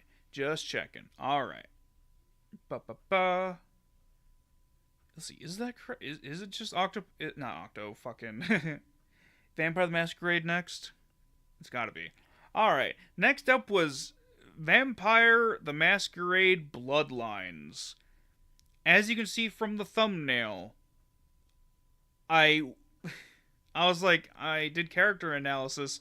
What should I do for the thumbnail? I'm like, can't spell analyze without anal, so I gotta make a pun. And I also at the same time wanted almost a, isn't it I want to say a court jester in what way, but also um shit, what was it? The Brady Bunch, wasn't it? Didn't the Brady Bunch have a bunch of faces as their like TV intro thing? Like they all popped up on like a together with their faces. Basically, I was like, I just want a lot of faces on there, so if you recognize, you're like, oh, all these fucking weirdos. Yeah, thank you. Thank you for being entertained. Oh no, Jim Curry is a serious clown. Oh, he is a Muppet. But like in a good, I mean like Muppet as like a, like, because he was in Muppet Pirate Island. Like he's like a good Muppet. Not the bad, because I'm like, oh shit, you're British though. Kind of like how talking about Fanny is different in America. Anyway, Vampire the Masquerade Bloodlines. I do love me some World of Darkness. It's a world in which the dark stuff. Do you like X-Files? Do you like vampires? Do you do you want to experience 2004 as a video game? Then get Vampire the Masquerade Bloodlines. Because in it, you play as a vampire, as the name suggests. It is in the Source Engine, and is as a running joke. The Source Engine and I don't have the best of working relationships. It is a flawed classic. It runs like ass. You need a mod to make it run like less ass. It still feels not great to play.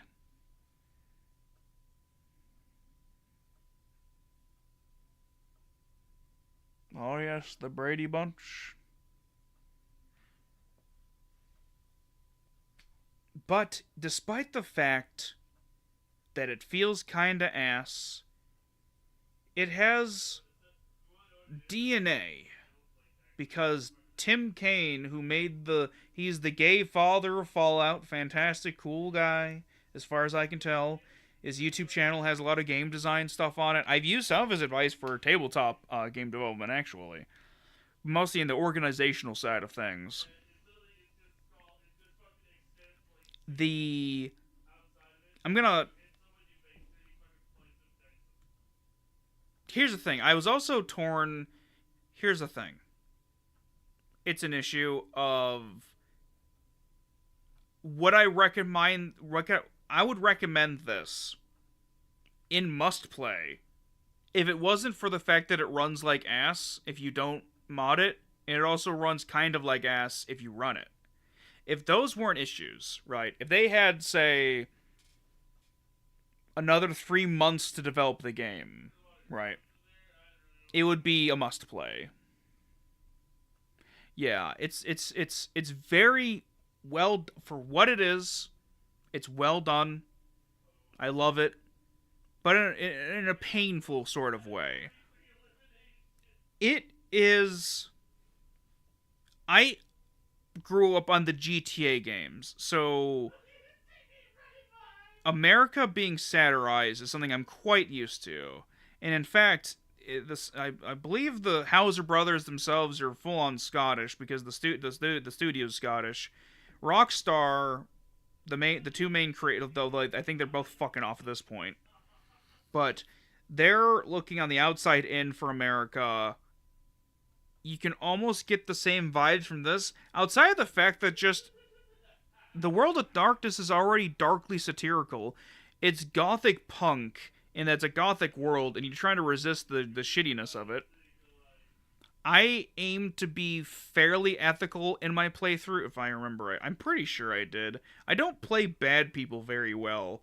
I think the worst I did was the whole keeping a slave sort of thing, because the ghoul, they're blood bonded to you. They couldn't say no if they wanted, and she freaks the fuck out if you try to be like, I'm a vampire. So she probably doesn't, truly like the idea that you're a vampire, giving her the suck. But I'm trying to find a way to word it. If you like San Andreas and you enjoy kind of open world RPGs, play this game. It's the sort of game you might like. Great characters in it. I analyzed them. It's got Jake the dog in it. It's got another really great voice actor, but he plays a fucking. Let me take a drink.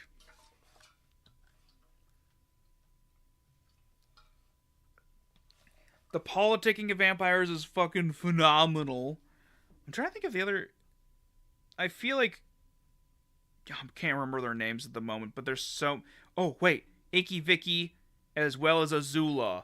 I think she voiced the Tourette's twins. I think that's how you pronounce their name. It's supposed to be. It's from 2004. I played Malkavian. They tell you not to play Malkavian in your first run through, but I wanted the extra dialogue. I already knew the plot. I wanted to talk to a stop sign. I wanted a stop sign to tell me to stop, and for me to tell it to stop telling me to stop. I wanted the TV to tell me that I did things that I shouldn't say on YouTube. I'm trying to find a way around it. It starts with a T. And an error. And if you were to put a little more thought into it, an ism. I hope that that you understand the word that I can't say that was relevant to the year 2004, and I shouldn't say it on YouTube. Yeah, but you blow up a warehouse, and if you're crazy, if you play crazy vampire, they're like, the leading suspect is you. Or something like that. and it's fucking cool. I loved it. I might play through the game again with my cousin watching, but this time I'll play as a different clan. Not sure what one. Maybe the Blood Mages. They're pretty cool, and they get a unique apartment. Nobody else... Well, I guess the Nosferatu do, but I don't want to be an ugly person that gets less dialogue options. Any questions about Vampire the Masquerade Bloodlines? Or the World of Darkness in general? I could go off for a long time about this sort of stuff. Some stuff that's already on my mind. It technically, through a combination of the mod that I use, which basically it's treated as a free game if you already own this game on GOG, and you run that, and it's the most up to date big patch for it. You can already. I'm trying to find a way to word it. I'm trying to think. I think you could originally you can technically romance a character, though it's finicky because of like dialogue options and other shit. It's almost like figuring out literally anything in a Dark Souls game, like a Dark Souls fucking quest. Yeah, they sell you DRM free games. I think all of their games are DRM free. I can't quite remember. They started out as pirates back in the 90s. You might know their parent company. I think this is the way it works. It's CD Projekt Red. It's one of their divisions.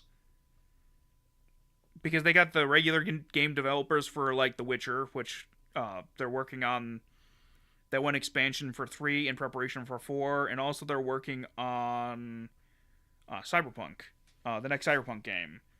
I think we're getting The Witcher first, and then we're getting Cyberpunk after that. Let me try to remember what the fuck I was, let's see, what was I? Yeah. Let's see, what else was I going to be talking about? Oh, I'll be covering other, World of Darkness games on the channel, such as the upcoming Hunter, I believe the Reckoning. It's all group name the thing, Vampire the Masquerade, Werewolf the Apocalypse, Mage the Ascension, Hunter the Reckoning, Mummy the something, Changeling the Dreaming, Wraith the Oblivion, I think, and Demons the Fallen, or some shit like that. Anyway, yeah, any questions about World of Darkness besides can you be gay? It's a very gay game. You might not necessarily be able to do full-on gay romance stuff without the mod, but it's not because the creators wouldn't have done it. It's an issue of, like, I think it was time and voice acting and also the coding. Oh, a little bit more backstory for the game to explain why it's such a fucking mess. Basically, I think Steam wanted, Valve wanted Half-Life 2 out, like, fully complete, so it ran well. This was running on basically like beta forms. Like whenever they would have to change up this was being developed while they're still developing the engine for Half-Life 2. And I believe they wanted this game pushed out first to make Half-Life 2 look better. In that they're like, listen, don't believe that Source, the old Source, like, don't worry about the Source engine. Look what it can do. Look at all these barrels and shit. But yeah, that's the thing for the world. That's the thing for Vampire the Masquerade. Any last questions for Vampire the Masquerade Bloodlines before I take another sippy?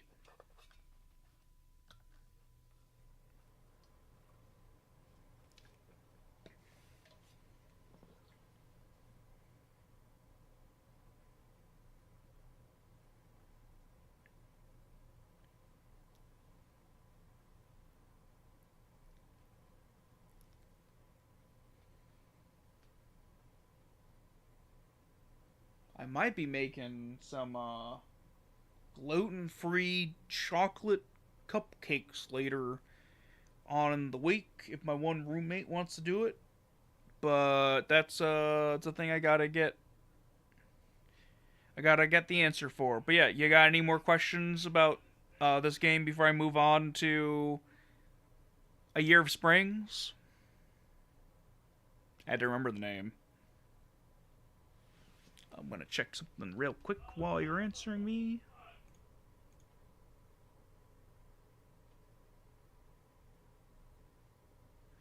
Alright, let's see. A Year of Springs is a game that I knew would be important for the channel, but I didn't expect it to hit so hard and to be so good.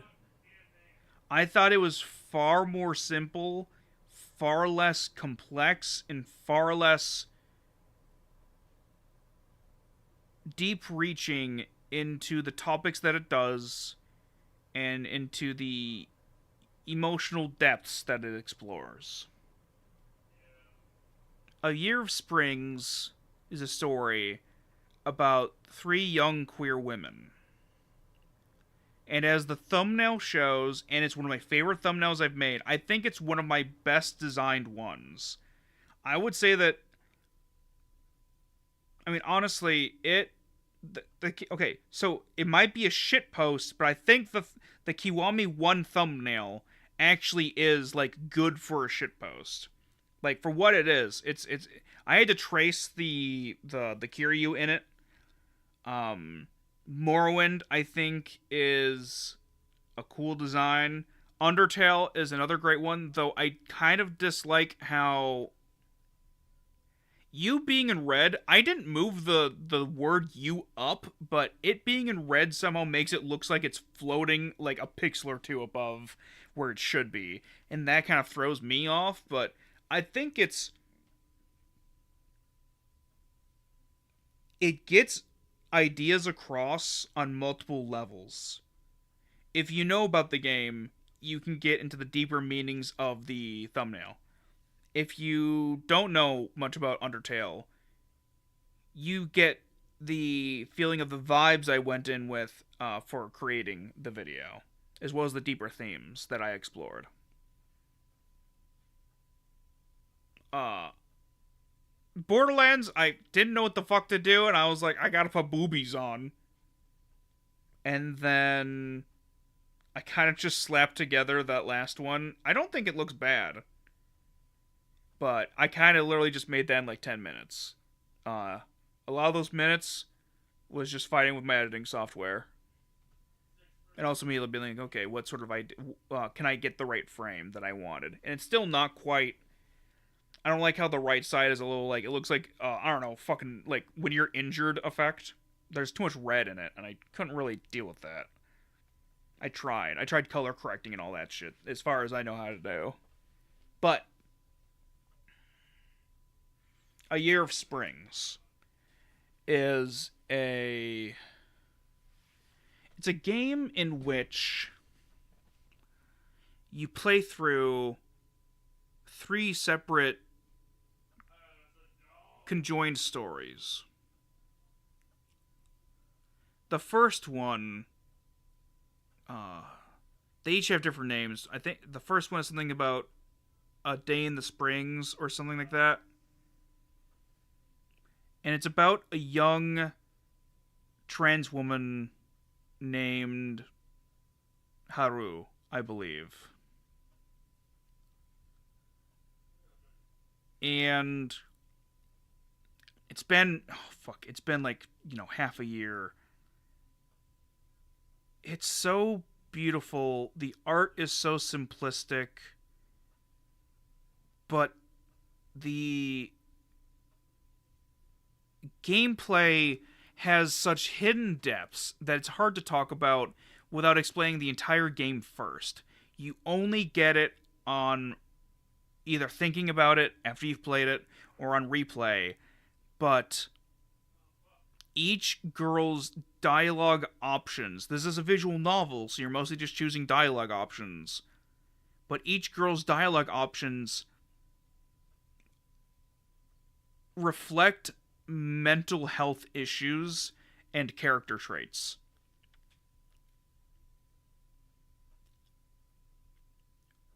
I can't quite remember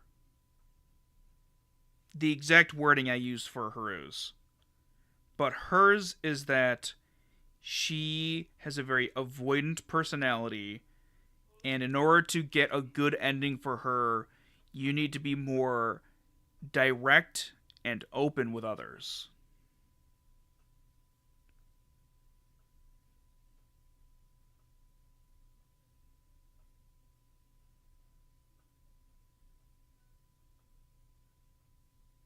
This game is a Year of Springs.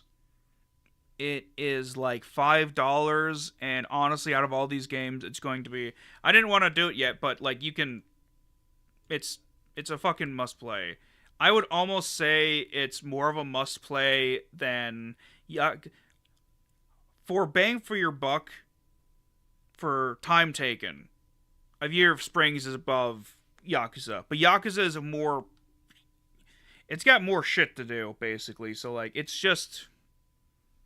A Year of Springs is just so beautiful, and I've only described 1/3 of it.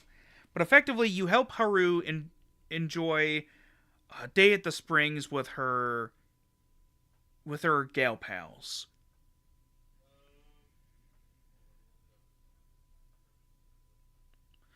Yeah, it does dive into the near psychological horror that is trying to be an out trans woman. And that's amplified by the fact that it's in Japan. I believe it's in the first, yeah, in the first game of the trio, because they're all little games. They're like an hour or so long. In Japan, you need to be, I believe, like, you need bottom surgery and to be made in. It's either. I think you either need bottom surgery or you just need to be rendered infertile. Like, completely. In order to just change your name. It's very draconic laws. Like, I didn't even know about this, and the characters talk about it with each other. Haru knowing more about it because she herself is trans. And it's like this game made me constantly cry because it just captured. Unfortunately, we're talking about Japan in this circumstance. It was such a bad law situation for trans people that I was fucking dumbfounded. Because I know that they have like a better healthcare system, but I also know that, in a lot of ways they're behind on a lot of stuff. Um, I'll try to recap some stuff you might have not caught. Yeah, it's. I think you need to be either rendered neutered or you need full on bottom surgery, or else you can't change your name and a bunch of other shit. But yeah, with the first character of the trio slash the trilogy, Haru, she is transgender, and her unique dialogue option game mechanic, because it's a visual novel, is she has an avoidant personality, but as I said, you only understand it more as you play the other ones. But she has an avoidant personality, and the only way you can successfully play through it, because bad endings are still technically endings, but like to get the good endings for her, you need to be more direct and open and engage with your loved ones. And this game made me cry a lot. At several moments, I was like, I've known women like Haru for years, for a decade on, right? I've known girls that were avoidant and had these same mental health issues regarding talking to people and stuff. Because as we get to the second of the trio, uh, fuck, I can't. Erica, I think it's Erica. That sounds correct. Erica with a K. She is a. Okay, so the way that this works, Haru is just before the age of drinking, I believe. Is that how that works? I can't remember. I think the last character whose name I can't. I think it's like fuck. I don't wanna offend anybody by getting it super wrong. Let's see. Just I need to go over here. Let's see.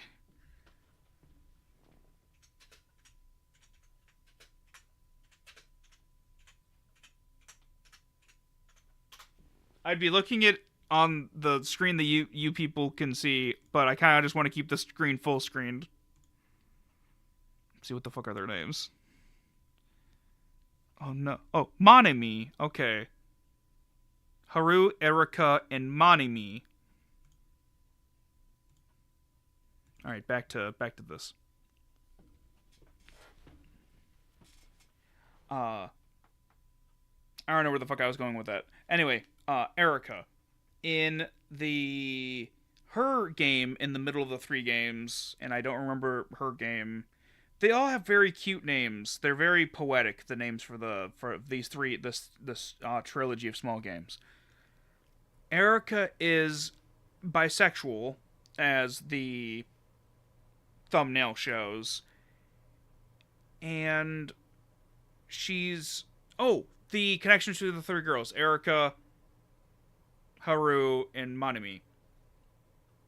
Haru and Monimi were like childhood friends, but then I think Monimi had to transfer schools or something, or because of like how districts work or whatever in Japan. So they hadn't seen each other for a bit. Haru wasn't out yet in any way. And so when they met up again, Haru is now, Haru is, if you remember, it's like a gender neutral name. It's like a shortened version of like potentially two other names. Hers was the masculine, and then she's just going with the more gender neutral Haru, what it's short for of the longer. Wait, I think I've heard of Haruka and for both a boy and a girl. Or it might have been Haruko. I'm not sure. Pronunciation sometimes tricked me up. Like how the words for cute and scary are kind of close. Kawaii. Kawaii versus kawaii, I think, is the differentiation. Anyway. So, and this ties... I can't super go into how the fact that they haven't seen each other for so long impacts the story without getting to the last part, if I remember right. I think that's it? No. It is. I think it is the middle one, where that was the concern. Okay, I think that's the one that makes the most sense.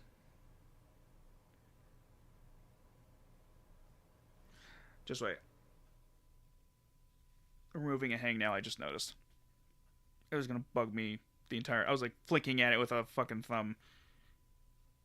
Yeah, I can't super explain things until I explain more into the later bit. Alright, so, Erika. Her story, she's a little bit rough because she's a gal. Gyru, Giryu, like the gal subculture. She's I guess a recovering version or whatever. Like she hasn't ever been like super shitty. Like she wasn't just beating the shit, though she did beat the shit out of people. She didn't just beat the shit out of people. Fucking wild thing to say. She is abrasive, but she's not. It's a thing where like I could see how you could be friends with her, but it's very... How the fuck does it work? How does her one work? I think her dialogue thing is that you choose something, but you completely don't say it. Like you... She fucking switches on you or some shit like that. I can't quite remember. I think it's like she can never say the right thing or some shit like that. Because she's got like a good heart, and it doesn't take her. She doesn't know anything about trans people. So for the first game, a big pivotal moment is easing through the awkwardness of somebody who's trying to be bluntly friends, because when Manami had to move away from Haru, she moved to where Erika was. So Erika and her have been besties for like 3 years. And so it's a situation of like Erika is a recent friend of Manami, doesn't know about Haru.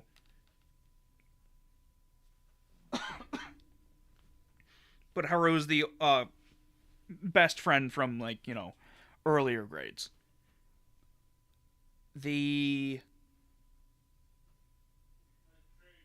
crux of her story with it, and I believe she just straight up mentions that she's bisexual in the first bit. Her bisexuality isn't the focus of her section. It is the interpersonal relationships and other more social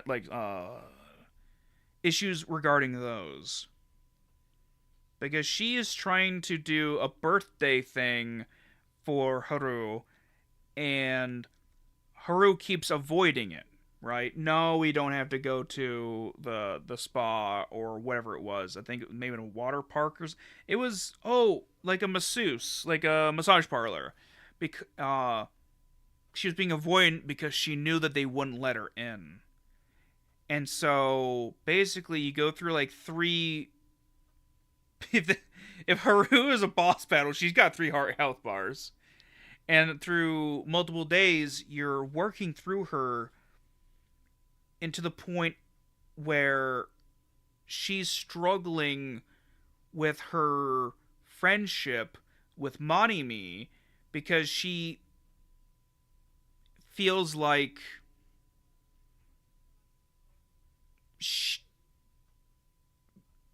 I'm trying to find a way to word it, and it's a very emotionally charged thing where she's in active disbelief of how Manami never stopped loving her as a friend. Manami doesn't see Haru in any. The friend quality hasn't left. Haru might. There's some ways to see it as like Haru is, different than who she was before.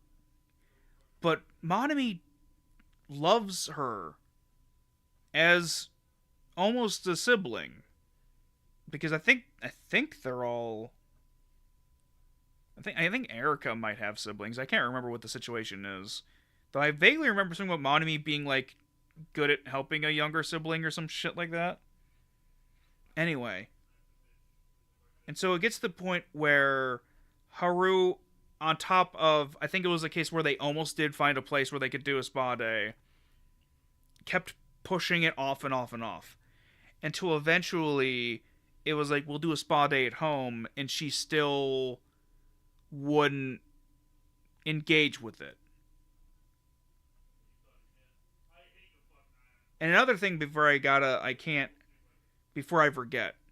It was around the same time that this happened that I lost total touch with a trans woman I had known for years at that point. She had broken off contact with me completely. And so it like hit extra hard. It was around that month. Yeah, this seems about right for that time period.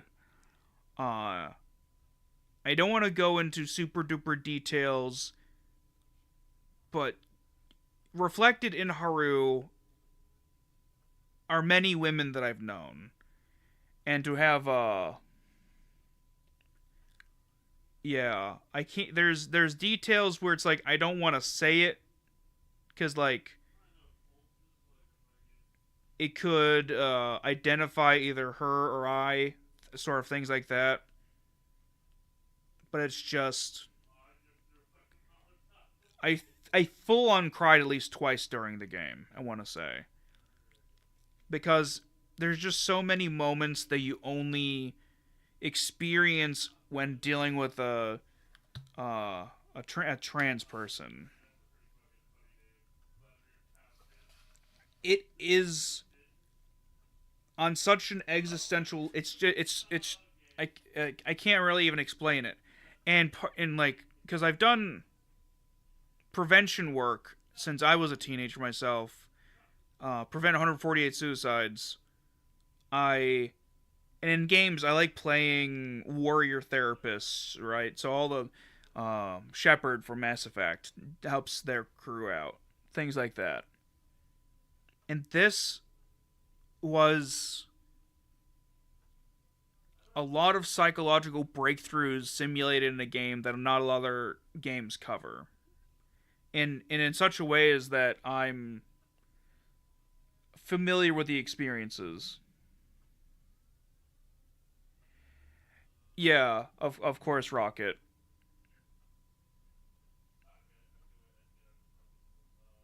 It's it's hard to word. And a slight issue is also that I played this 6 months ago, and as I think I explained before you came in, that I can only do one game project at a time because unless I'm specifically dedicating myself to one thing, my interest and energy is divided because of like ADHD issues or whatever it's classified as now. Because when I was young, I would have been classified as having like ADD, and my sibling had ADHD. I just mine never was so much the hyperness as so much as noticing everything and my interests waxing and waning.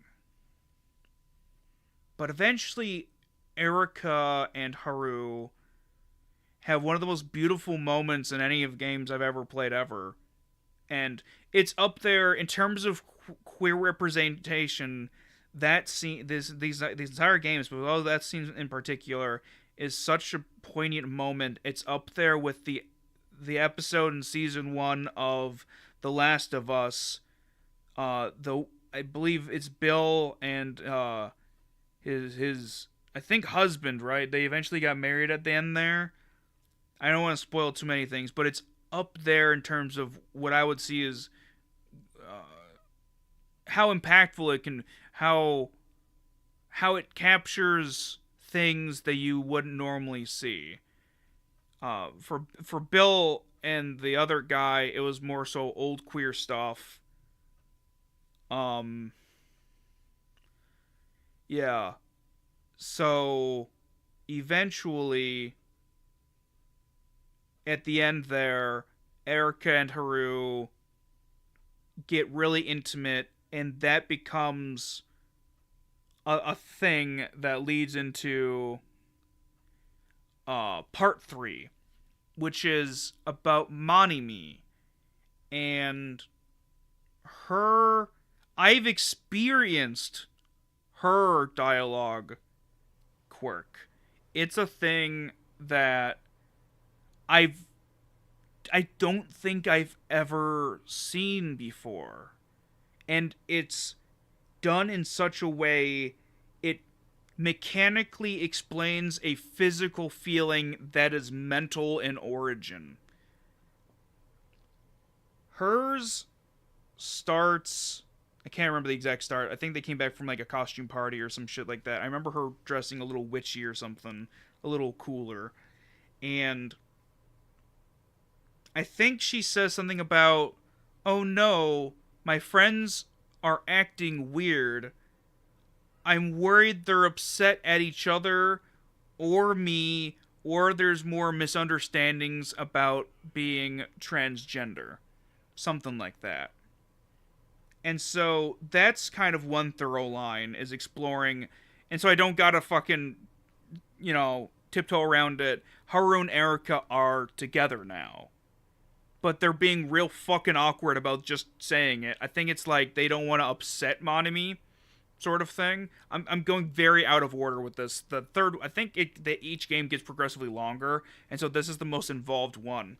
But the thing that stood out most to me, and the thing that meant the most, well, besides all of the exploration of sex and gender, outside of that, like the mental stuff, is that Oh, fuck. How do I word it? That's a good way to put it. Imagine you have three dialogue options. Let's say you're ordering. Okay, I'm trying to think of a good, an actually real example. Let's say you're trying to tell somebody something that you really don't want to tell them. I can't think of a specific example at the moment, but basically, you see the options. You see all of the things that you could say in this moment to this person. One is the one that you know you should say. Like, this is the correct option. The other options are the things that come out instead because you can't say the correct option. You are physically blocked. It's a mental block that it won't let you say the words. I believe they're fuzzied out for her. They're like slashed through or something. She knows deep down that her friends are in a relationship. But this is a topic she doesn't want to broach. So they say things like, no, I'm okay, or maybe I just need to be a better friend. Like, even in her own head, when she's thinking to herself, and I believe talking out loud, because it's a visual novel, so they're talking out loud, of course, she feels more psychological comfort in blaming herself as not a good enough friend instead of just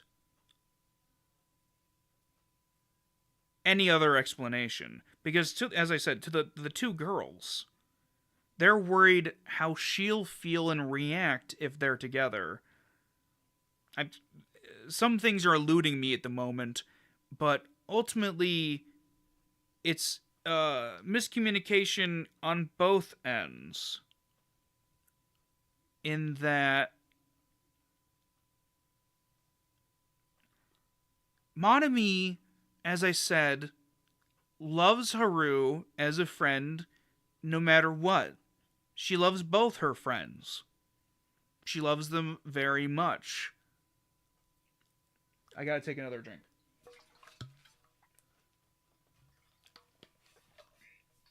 And so, it never crossed her mind to be upset. To be worried. She knew that they were both good people and that they could make a good couple. And she's just happy that they're happy together. She is also in a relationship, and all throughout the three games, you hear about her boyfriend. But the relationship hasn't had any real depth to it. She only offhandedly mentions him. She says that she loves him, but there's elements to it that are only found out once she doesn't quite understand. What is it? What is it that comes up first? I think it's when discussing, to a degree, intimacy or something like that. Like, it was like the girls had to be alone for a moment to do something else without her, or something of that nature, where it's like, oh, why would you want to do a thing together alone that isn't acceptable to do in front of, like, a friend or something? And the girls slowly come to realize, Haru and Erika, that Monami hasn't done anything with her boyfriend. The total time of the game probably takes about a year. It's a year of springs. And so time keeps passing. and they've been in a relationship for a long time, and I can't even remember. I think they kissed, but I think that's it. And through the girls, Erica kind of fucks up because she's blunt, but it becomes slowly apparent that Monami feels no desire for her boyfriend.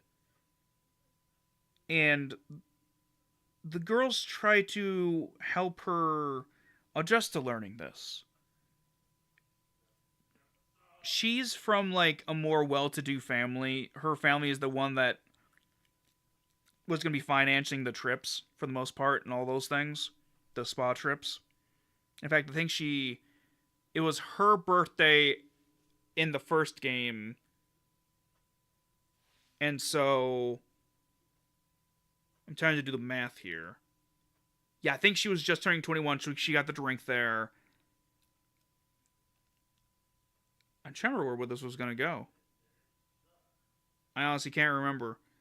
It's kind of tough trying to think of 3 different spots in the timeline and how they connect to each other. But, she basically comes from a well-to-do family and is...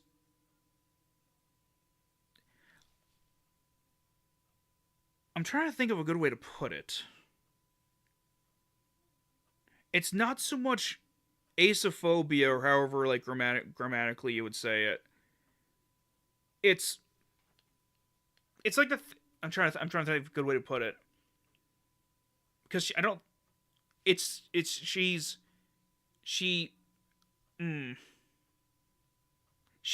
sees that. No, not even that. It's that she sees people in being relationships as what normal people do.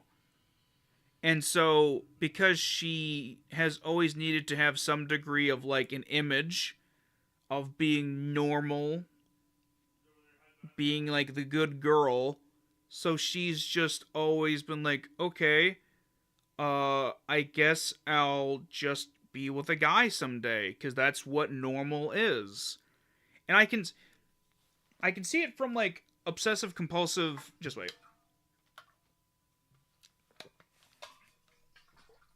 Like the need for order and stuff like that, but it's also a thing of like, it could be familial pressure, but it's also, functionally it's not far off from internalized phobia, but it's basically like, it's less the fear, it's less like being like, oh, I'm queer in some way, I feel awful about that, and it's more, oh, I'm queer, society is going to kick my dick in about it, I don't like that.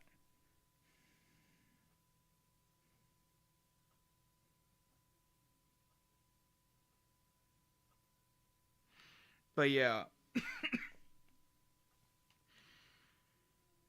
they slowly came to realize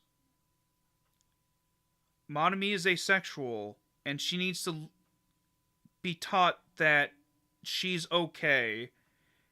And it also brings up, in a very tasteful, very healthy way, of an asexual person in a relationship opening up about it with significant other their significant other being deeply understanding, and them working on what it means to be together without her. She does love him. She's not aromantic, I believe, at all. Like, she's still like, I find it fucking tough to talk. It's a thing where it's like, I know of some of these things academically, but I'm like, I'm pansexual, and so it's a thing where I'm like, I can't speak from an experience of knowing what it is they're going through, but because I think she does bring it up, right? That's the part of the thing, that she's coming in from the other side, and that she doesn't understand why there would be an activity you don't do with your friends that you do with your partner, or whatever I might have said in reverse order, but I'm from the opposite thing where it's like, and more so connected to the like polyamory things of like a more than one person could be like a potential partner, and then also just the thing of like I love a lot of people, but it's also like there's degrees of love and things like that. But it's just like it's so fascinating to see, and he's such a cool guy too. He has a cool little design. He's a cool dude. And it's just a very cute. This delves into. Like, there's games that delve into queer horror, right? And they're truly horrific, like, to see and to play. Stressful, things kill you. This explores very similar themes, but in just a beautiful and cute way. And then there's an epilogue moment afterwards, after all those things are tied up.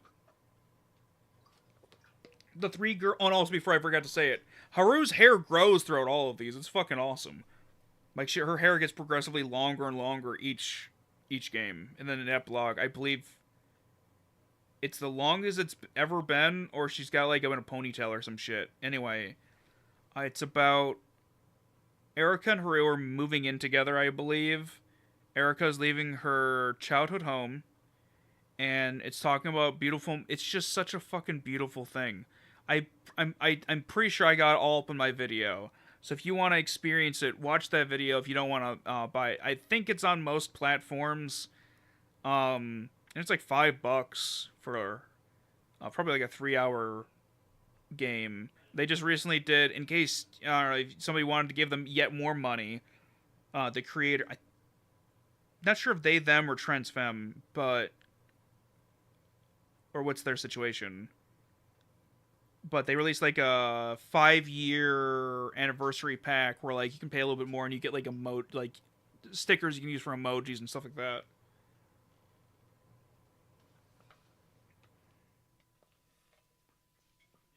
I might need to make a snack in a minute.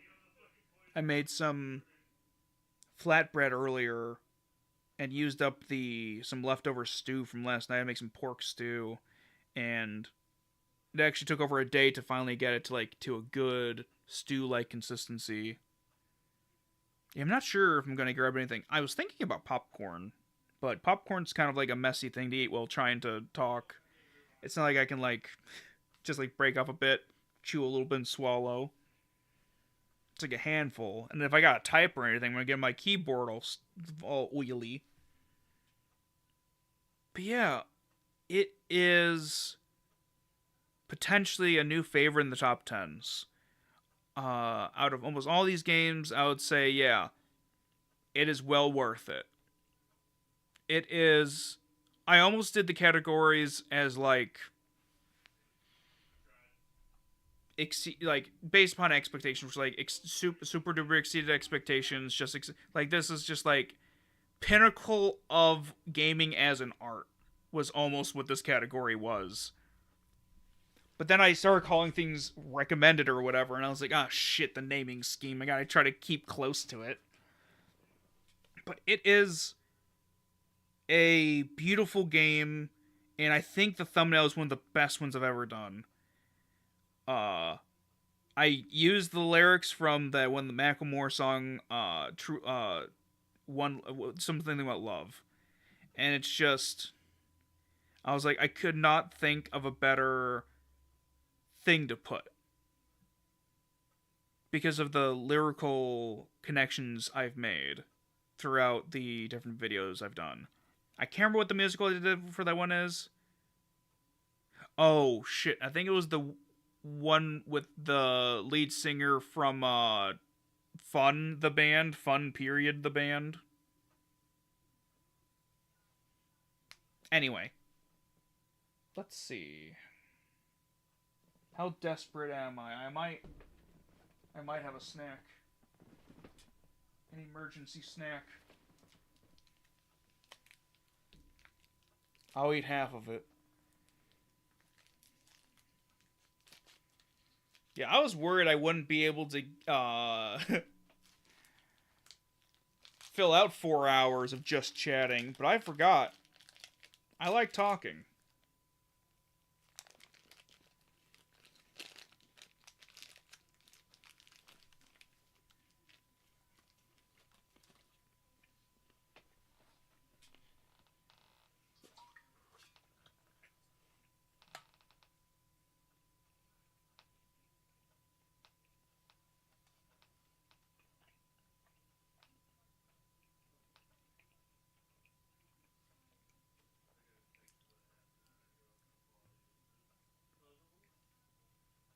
Just what? I think I see a baby spider on the ceiling. I gotta go kill it. I gotta eliminate this piece of shit.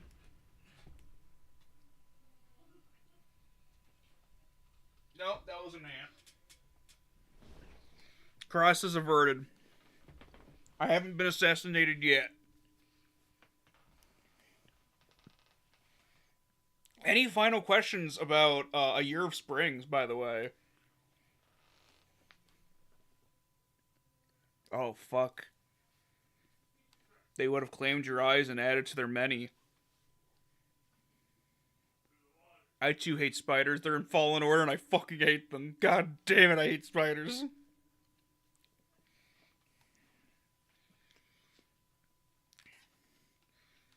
It got to the point where once I understood the gameplay enough, I kind of just didn't look at the screen.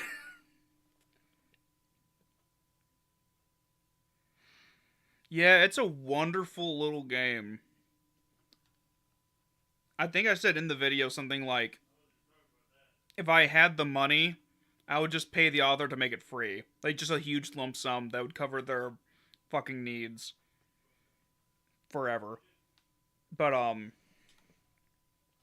they also have I think they have a big post or an entire game about, yes, games should cost money. Or some shit like that. In order to show,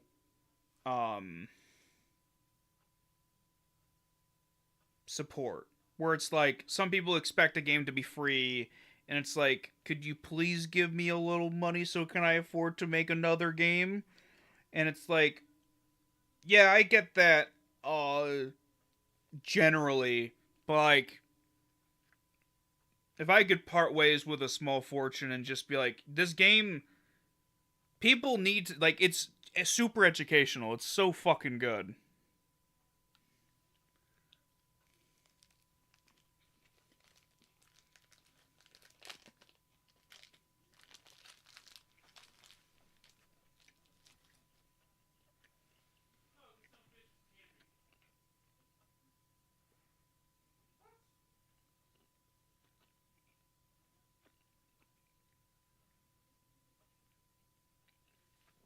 Holy shit. People think I over-exaggerate about spiders, but I'm like, yeah, I don't fuck with them for a reason. I don't tolerate their existence. Only ones I'll let around are daddy long legs, and that's only above the shower. Oh, fuck, that's awful.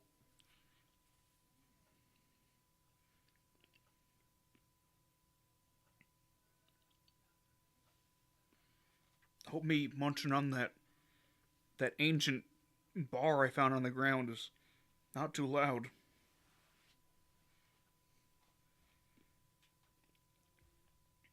But if nobody's got any further questions or comments or anything about A Year of Springs, I'll begin talking about... I just saw the thumbnail again. I fucking can't get over it. I was like, I need to put a shit post. I fucking found some image of like Kiryu holding something. I traced over. I rotoscoped it basically.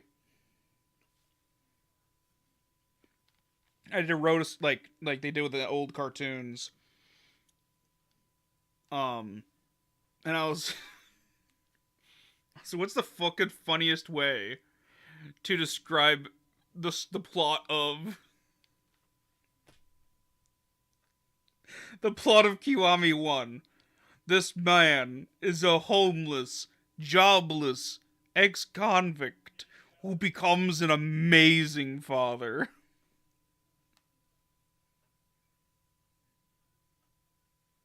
I will get to Halo. Do not worry. Alright, so, Kiwami 1. Kind of dragged ass. It's not bad, right? I wouldn't say it's bad. It's, a 2005 game spruced up with some nice graphics and some new nice gameplay. But its writing is from 2005. It's not the best. Kiryu also slaps a small woman child. Becomes a homemaker. Yeah. Kiryu of the orphanage clan. Sunflower orphanage clan. But yeah, the writing of 1. Less than stellar moments. Why is Majima like that? Why is Majima everywhere? I fucking hated it. Yeah, House of the Husband's pretty fucking great. I love it. I don't know if they're gonna do like a third proper. I gotta finish. I'm gonna start Dorohedoro with my cousin tomorrow. I fucking love my cousin, and I love Dorohedoro. Season 2, I mean. We're gonna watch season 2. That's finished now. We're gonna do a podcast episode about it eventually. The podcast is coming back. I'm so moderately excited. Moderately because editing is a bitch. Honestly, admittedly, if I had the power to do so, this channel would just be like podcasts and streams. But it seems people want the long ass character analysis videos and dead dad stuff. Anyway, Kiwami 1 is such a game that exists that I cannot fathom a fuck to give at the present. Do I regret playing the main story and seeing where this series started? No. Do I hate the fact that I think damn near half the gameplay was dealing with Majima's fuck ass? Very much. I find it very touching for the whole family angle. And that's about it. And also there's some cool like callbacks to Zero. There are... I'm trying to think of ways to compliment this game that performed so badly on YouTube that I was like, do I even continue covering Yakuza videos? Because if you compare like the watch hours, just the views in general, the fucking subs it got me, the first half of Yakuza 0 did so goddamn well. And then Kiwami 1 didn't. I don't know, something popped off with fucking Yakuza 0. It was insane. I'm hoping to get more attention soon. I'm hoping Deltarune Chapter 1 goes crazy. But I can't... It's like a...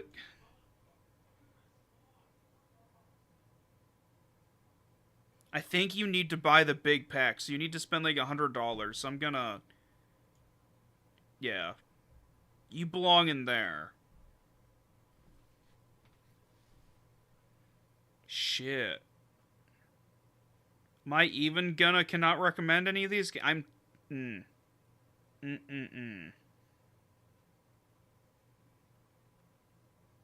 We'll see. We'll see. Anyway, any questions for Kiwami 1?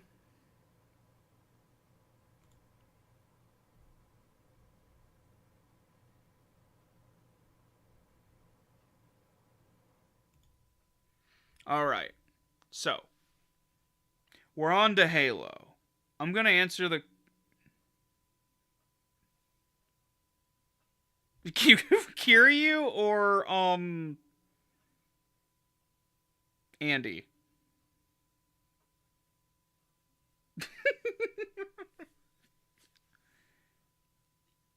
I mean, I don't know if you can see it, but the idea is that he's sad and looking at my dad's urn. I don't know if you can read it, but it is in fact the logo in miniature. A lot of these have details that nobody else really notices.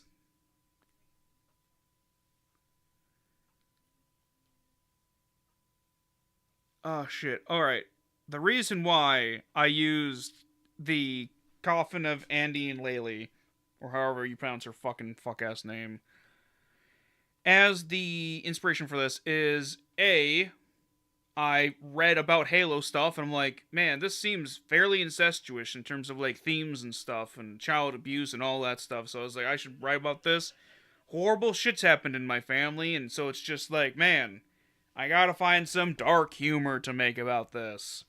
And then I was scooching around, I was looking at Halo stuff, and then I saw, upon my vision came this piece of art.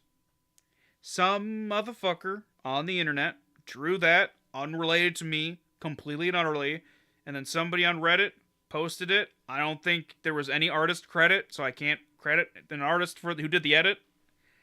But that is why that is the cover, because Cortana is a AI made from the brain of a clone of a woman who kidnapped John Halo, and John Halo, sister, kind of want to fucks him. He doesn't want to fuck her because he's a fucking mutated child in a big old body. I'm trying to compare that. This is kind of like that Drakengard 1. This is like a Drakengard 1 situation, I believe, right? Only instead of ending the world, actually no, that is kind of similar. They did both try to do that. Uh,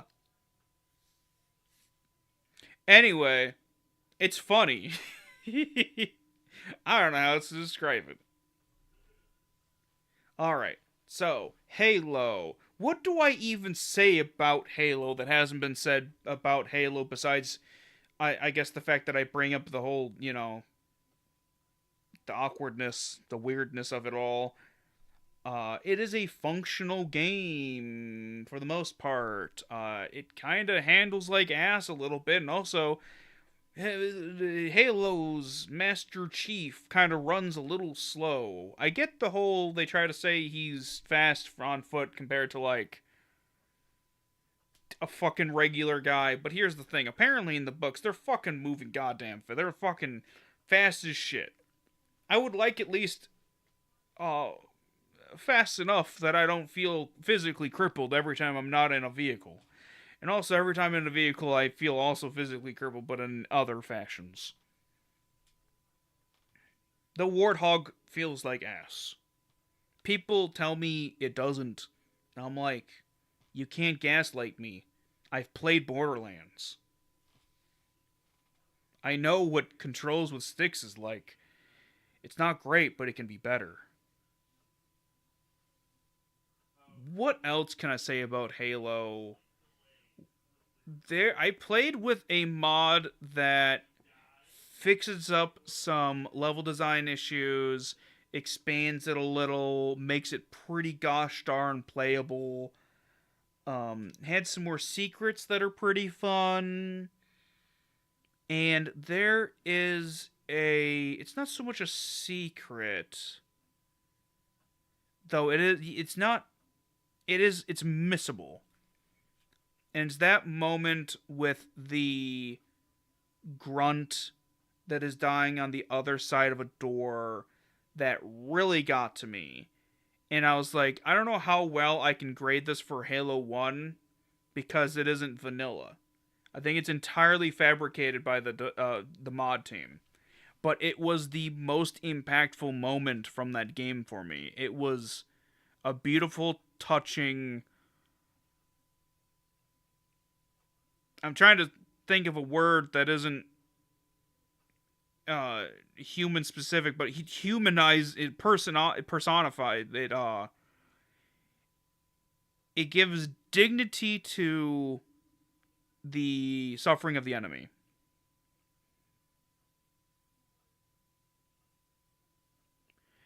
And after that, I got a feeling that few other games actually give you. The It is one thing for our monkey slash lizard brain to want to fight and kill. That's just how we're built. To instill a sense of righteousness, a righteous anger, very few games can make me feel that. Very few games have made me feel that. And I believe I put up the quote that was from Critical Role Campaign 2, which is something along the lines of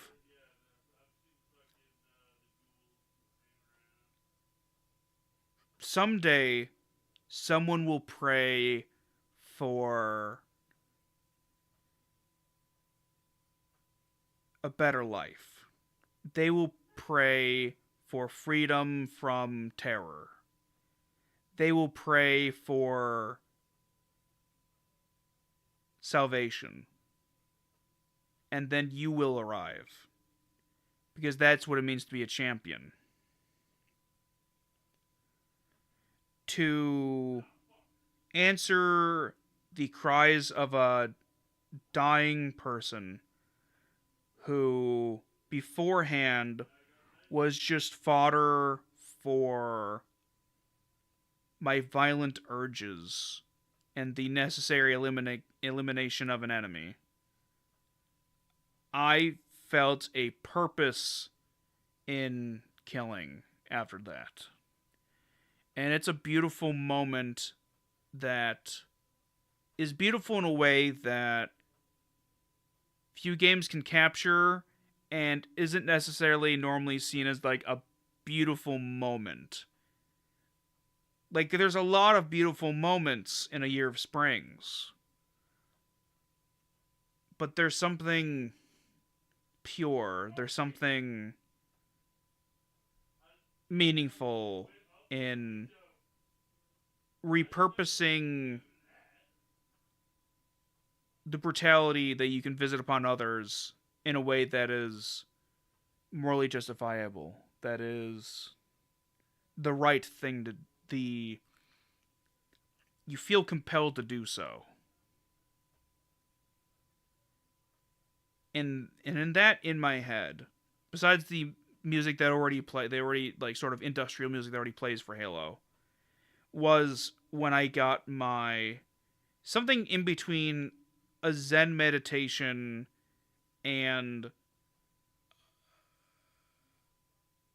the one they fear, the Doom song, the main fucking Doom guy fucking song. That's what it felt like to me. And it's got some good world building bullshit.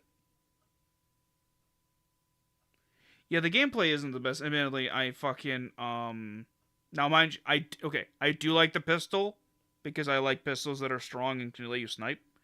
I like that. Damn near everything else, not a huge fan of, but it helps that the mod did tighten some issues. But fundamentally, I do prefer being able to aim down sights with weapons. And also the way the sniper scope worked, I didn't like. How you had to double click it to make it zoom in all the way. That wasn't something I enjoyed. So, for Halo 1, I'll have to, for this, also for the sake of getting through these a little bit faster. Oh, that's the thing, right? I feel like I would recommend this maybe with the mod, and also maybe with playing other games in the line, perhaps. I'll be playing them in Januaries, so it'll take a while.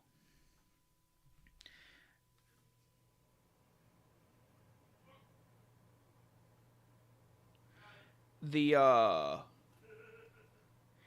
I played through on PC with a mod that fixes up the original. It's still played through the Master Chief Collection, but you know. Alright. Any questions, Rocket?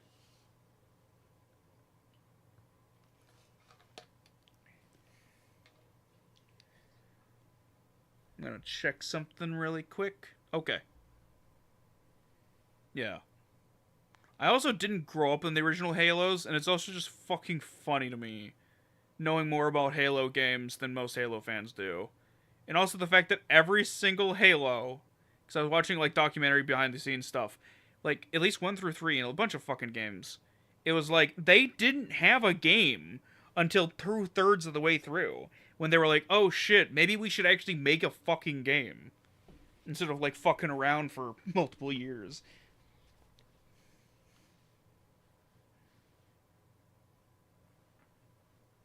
Oh, free consoles are nice. Vice City is fun. Anyway, next game is The Elder Scrolls 3 Morrowind.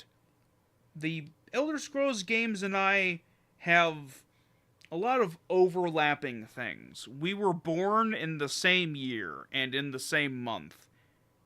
I want to say I'm older. Unfortunately, Justin Bieber is older still. And this pains me to know. It's counterweighed by the Elder Scrolls part of it, though.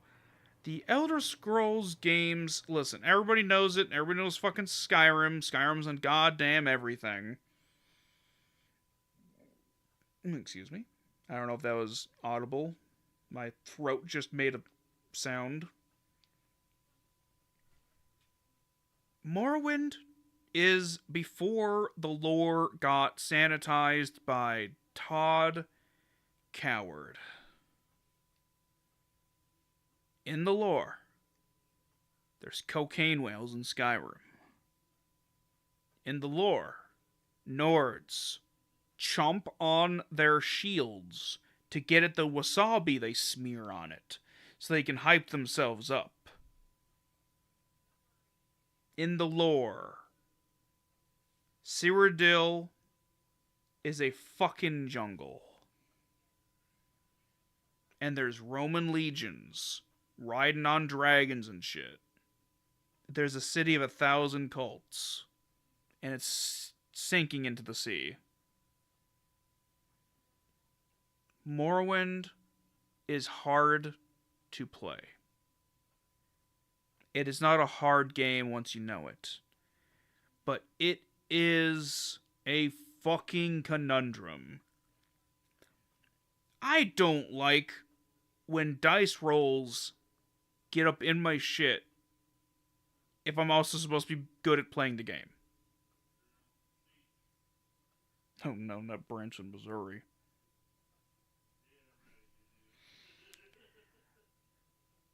I feel like it would have worked better if it was only dice or if it was only player skill. And so it is a bit of a little fucker like that. Also, walking is a pain in the ass. Also, original release, The Fog, I get it, it's aesthetic. But fuck, the draw distance was bad. It also is a Bethesda game, so it's got that going against it in terms of bugs. And that's, yeah, outside the fact that the game has bug enemies, I gotta clarify. But the world, the lore, fantastic. And also just generally the gameplay. I could go on about how the gameplay has a lot of problems with it. Then again, the thing I'm comparing it to isn't vanilla Skyrim, but like Skyrim with Ordinator and all the other things that make it good.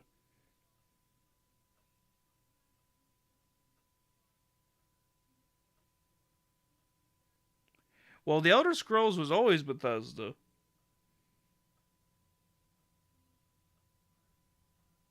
They've been the developers for all of the Elder Scrolls. Technically, except for Elder Scrolls Online, that's primarily another team, I believe. But yeah, they made. Here's the thing: people talk shit about Radiant Quest and Skyrim. You know what? Fucking 99% of the goddamn content, more so, if most of the shit in Daggerfall is just Radiant shit. Michael Kirkbride, I can't remember if he got like politically pushed out or what, but basically he blames Todd Howard watching the Lord of the Rings trilogies for why Oblivion got neutered. thankfully, there are projects for Morrowind that expands the game into territory of the rest of the Empire, and including a little bit further in some instances, but those are projects being worked on. The moon has drug smugglers. You heard it here first. Because I'm pretty sure you two don't look up obscure as fuck Morrowind fucking mods. I will eventually cover Project Tamriel and Tamriel Expanded. I think that's the two main things. Tamriel Expand, I want to say that's the one that's the rest of the mainland for Morrowind.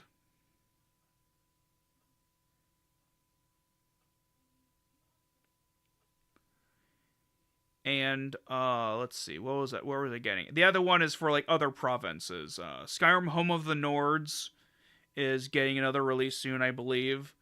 Cyrodiil is being actively worked on, and they started with my favorite city, Anvil. I haven't played through that stuff yet, but I will eventually play through Morrowind in a big like Let's Play series once I'm financially stable and can get into doing like Let's Play stuff that I don't have to super duper worry about my time. Because I won't be stressed literally all the time. I won't be constantly on edge. So I'll have the energy to edit. Fuck. The best way to describe Morrowind is it is a must play, but with caveats. It's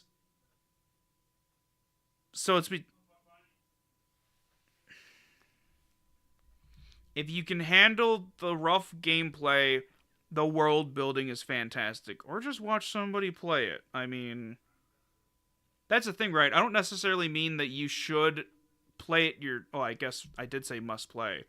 But at the very least, another thing is, I've noticed that I experience emotions more strongly when I can be by myself. Because I might have done a better job analyzing Borderlands if I played by myself, but the joy of playing it through with my cousin is too good to not have done it. Let me take another sippy.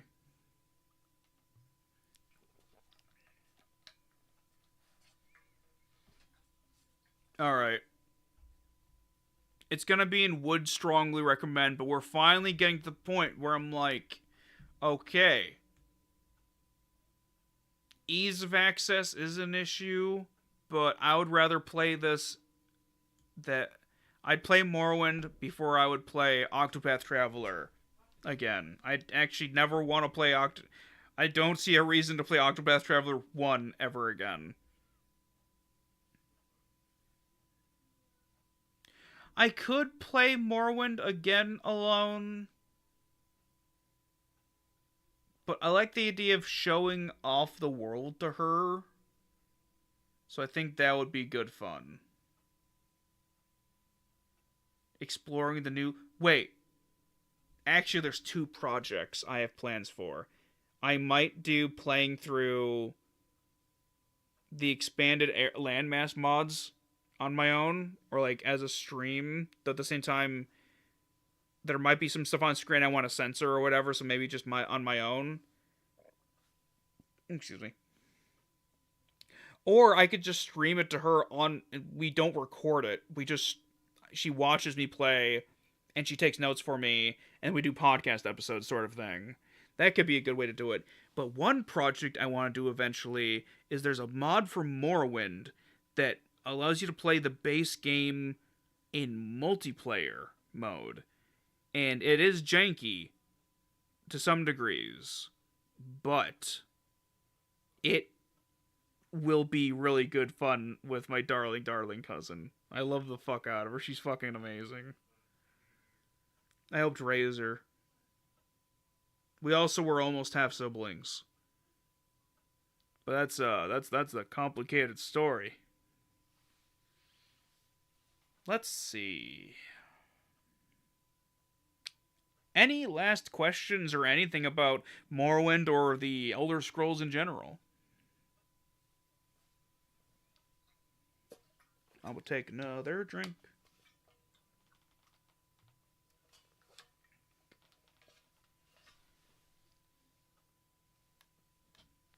I'm gonna eat another. I'm gonna eat more of this. I haven't finished it.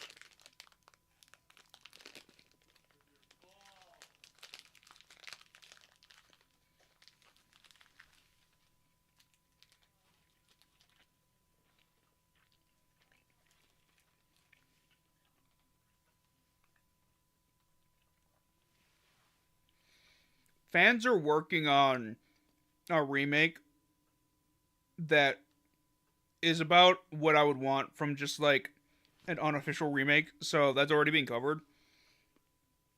The official remake I would want is not what Bethesda would make, but not for the reason that a lot of the, as they're called, Morrow boomers would like.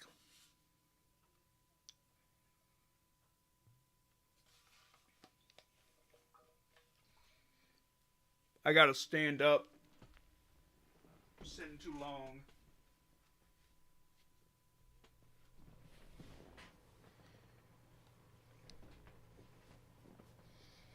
But yeah, I am pro remake, but they wouldn't make it in a way that's good. That I would want. Even with what's being done for it in the Skyrim engine, I still want Ordinator on top of that.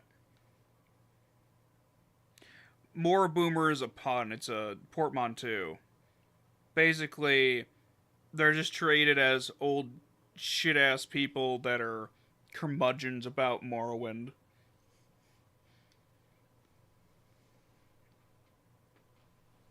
Meanwhile, I can see the joy and fun in all three of the mainline titles that came out after Daggerfall.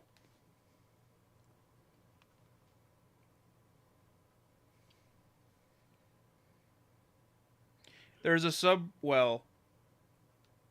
there might be a subreddit called that, but they mostly get called that on another subreddit that's like, it's like a shitposting subreddit. Well, it's more so just constantly seeing them praising Morrowind and hating everything else.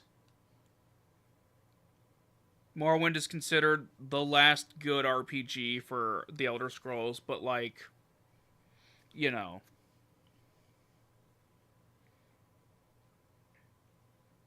On to Undertale. Undertale is a game that I followed along with and like was keeping track of and stuff like that. This was back when I still kept up with like modern games coming out. I would follow along and watch people play through new games that came out. So I followed along. I knew about Undertale. I knew all that stuff, and this ties back into what I was gonna say earlier about how it's one thing to watch somebody play a thing. It's another thing to experience it yourself. And that's one of the reasons why I wanted to play through Undertale, despite knowing about it and all that good stuff. On top of the fact that my old man never got to play it, I think he really would have enjoyed it. Because you know, growing up, we played the SNES and all that together. Undertale is a game that reinforced the fleeting feelings of wanting to help other people despite the world being shitty, right? Is you can often be drowned out in the miasma that is being alive.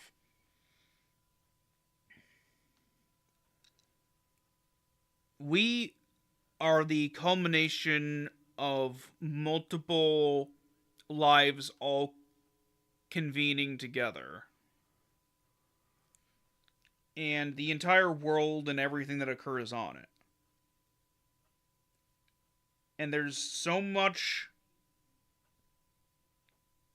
connectivity between it all that it's impossible to fathom. But it is possible to try to live the best that you can despite the presence of monsters and everything else. It is a beautiful game that made me cry a bunch. And yeah, it's going up into the must play category, though if you, well, let's see.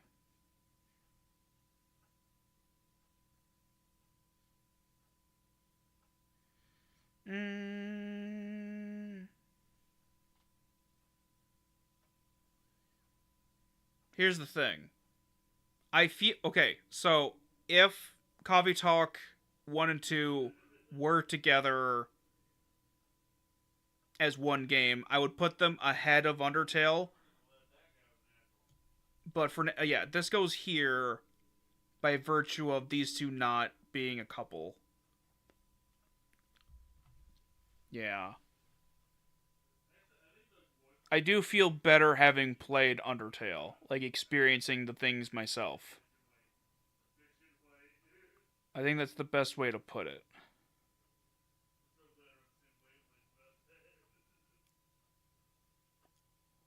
I don't think there's anything much else I can say about Undertale that hasn't been said already. I'm trying to think of what else to say about it.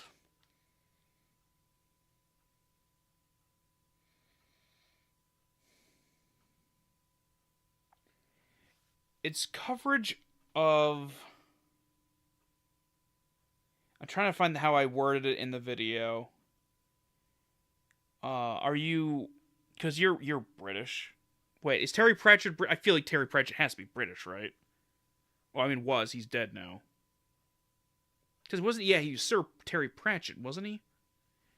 You know, like the Hogfather and all that stuff. Discworld.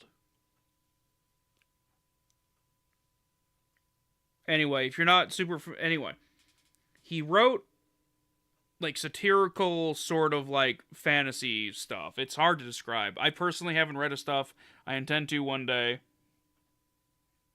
Yeah, I think yeah, he's got it. Yeah, he actually this ties back to the Elder Scrolls. In his declining years, Terry Pratchett was playing modded Oblivion, and he had one specific companion mod that he really liked. Because I think she was like a researcher or some shit like that. Or she had a. I think she had a feature where you could tell her go back home and she wouldn't teleport, she would walk there. And so he used it for an unintended purpose of being able to find his way back home in the game because he was suffering from dementia and was slowly losing his memory. And it got to the point where if I remember right, the mod author kept adding in more features like that to help him, and he actually thanked them in either his last writing or in I don't know if the project was released, but he wanted to write about the sociological functionalities of I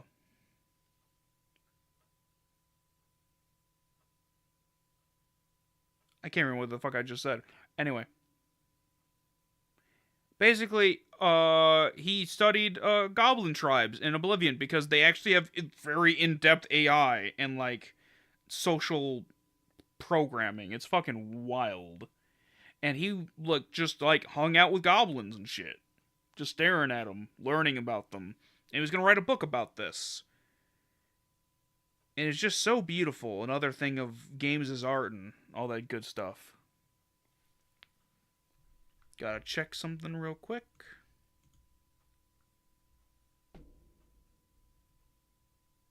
Let's see. Where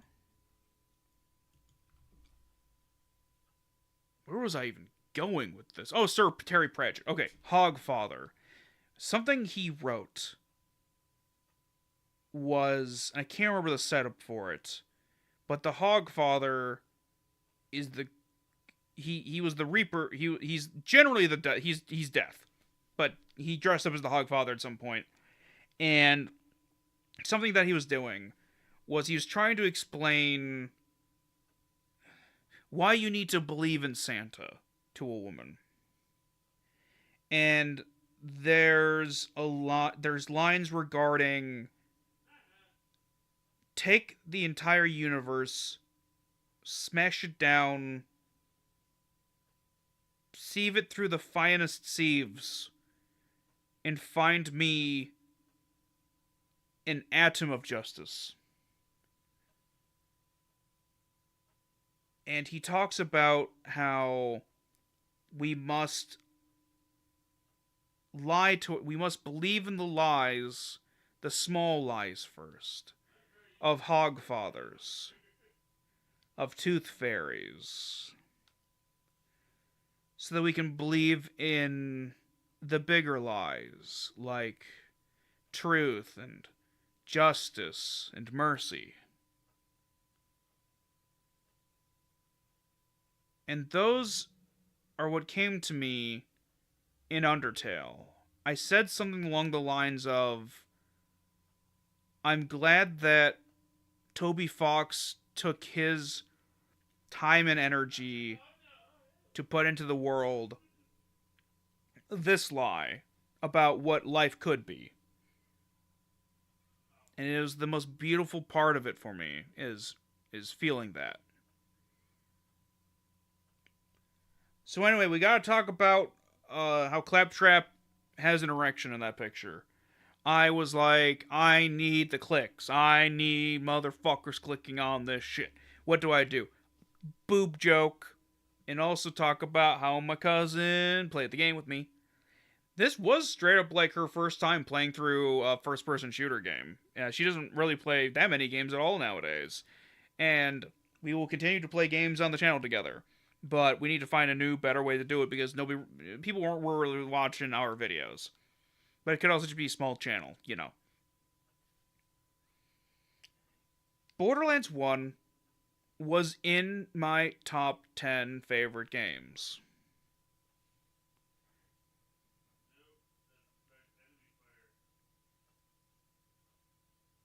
Oh, fuck. Probably the TV fucking license.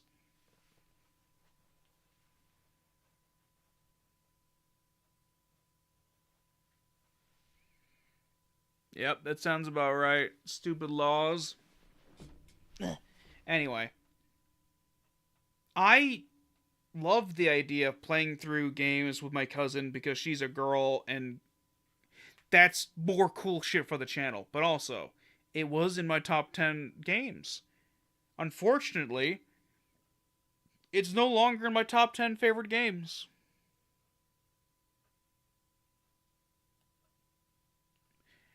Uh, well,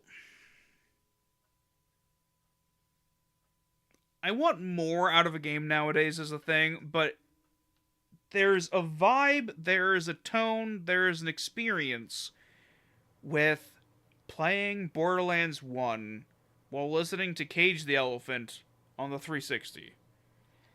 We played on Steam, we played on the Game of the Year edition there on Steam, the Enhanced edition, whatever the fuck they call it. Stay safe. Don't slip on any banana peels. But played it with my friend.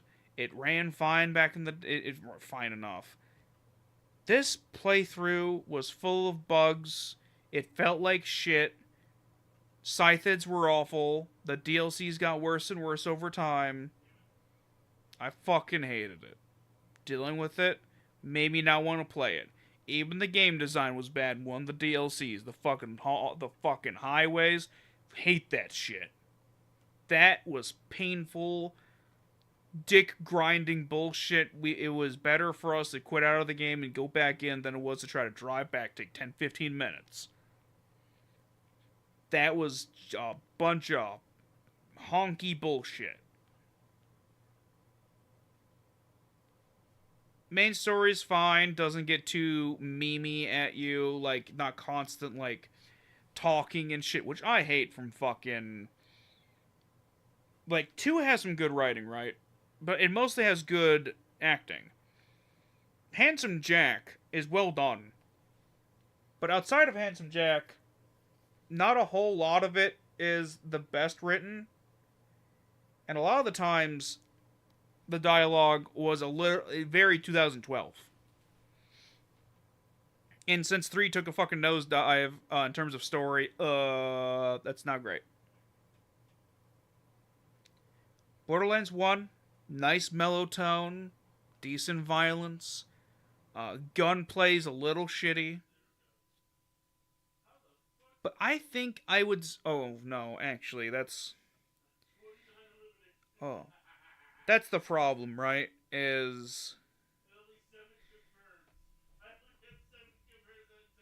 Actually, I'm gonna put this a little higher.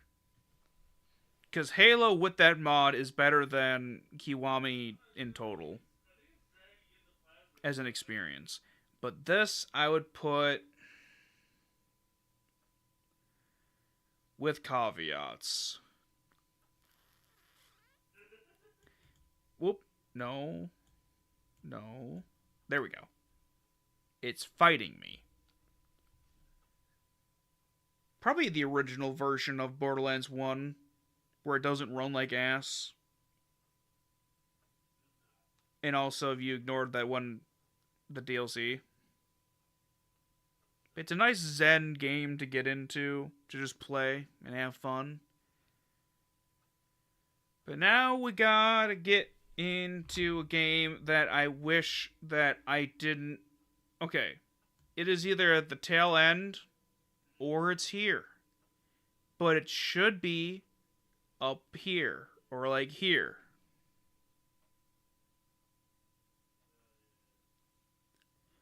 That's the thing is I play games that I know I'm gonna like and that I know I want to play because my old man and I had similar tastes. I am skipping some games he would want to play, but listen, I'm not fucking playing JRPG shovel bullshit that was fucking $10 at GameStop a month after release. They're all bad. I'm not playing that shit. I'm not even talking about like Atlas games, like Persona. I'm talking like I'm gonna make this up, but it's sort of like those fucking. They've got the same energy as the anime coming out now, where it's like that time I got reincarnated as a fucking cubicle.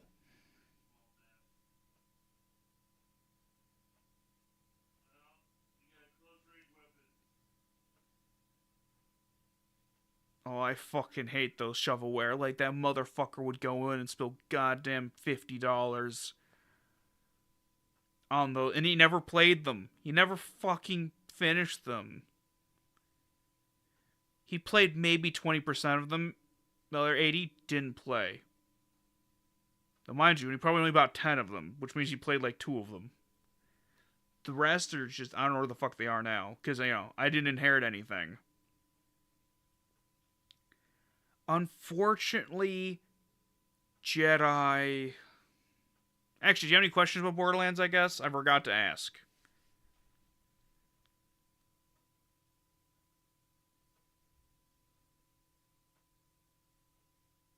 Okay.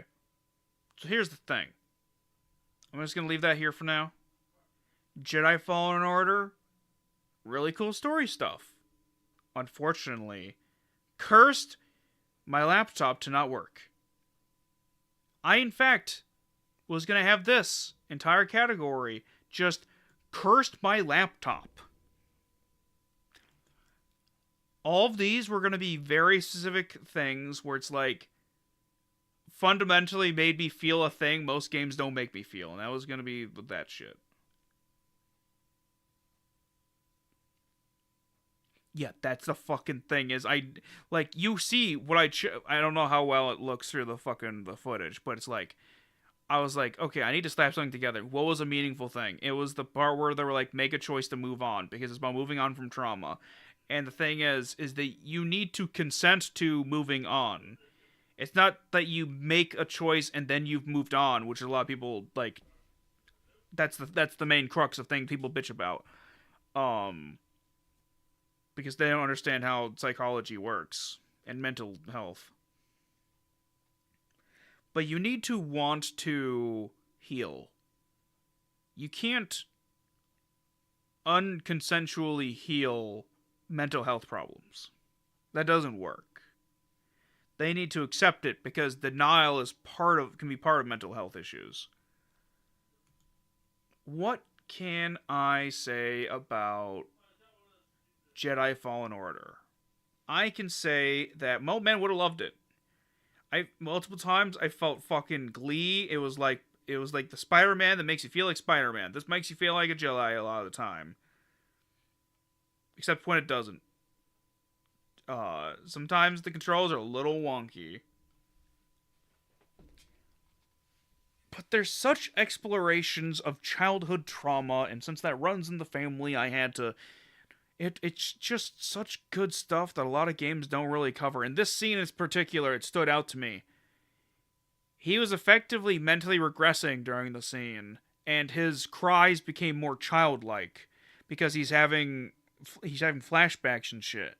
And it's so fucking well done. A lot of games don't do it. But he was flashing back to when he was a Padawan during Order 66. And it's so well done. Because people don't really get what it means to have childhood trauma for the most part.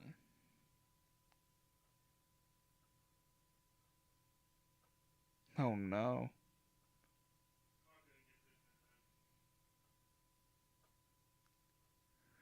Holy shit. For people that just listen, OpenAI is trying to do some shenanigans with people that do little criming, while under the influence of AI, which is another mental health thing, by the way. That's certainly a thing. Fallen Order. I read ahead about like every game I check out. Oh yeah, they will. They're gonna try to bribe those politicians. Yeah. Um, I know that. This way. I know the broad strokes of the rest of the game. I know about Goth Hot Girl and about Big Stomp, Big Dark Daddy, Darth Vader, and all about all those shenanigans and all that bullshit. From what I saw already, I knew it was going to be a game that I will go through and play it on my own time. Yes, so Slavic. Um, I'll go and finish it. I'm like most of the way through the game anyway. I got to like Ilium or whatever the fuck it's called, the ice planet, to get the crystal. I'll play it on my own time and probably like do like a follow up on a podcast episode. Uh, it's probably how I'm gonna do it because I'm gonna immediately just get this fucking. I'm gonna push this video out as fast as I can and try to get the laptop fixed up so I can do Deltarune Chapter 1. I can't play any games right now. At all. Uh, it's all bad. I need to tomorrow. Well, actually today for both of us. Actually, um, I'm getting 99% rubbing alcohol, and I'm gonna be rubbing down the insides of the fucking laptop. I'm gonna do the fans and all that shit. See if that's the problem. If it's just the fans, fantastic. I can stop stressing. If it's not just the fans, I need to scrape some cash together or something to get some thermal paste because it's potentially the thermal paste.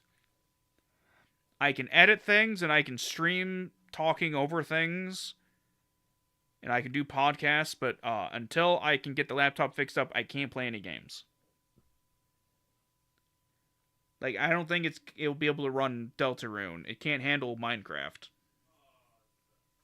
Well, then again, Minecraft is a lot more hardcore than because it's like poorly optimized.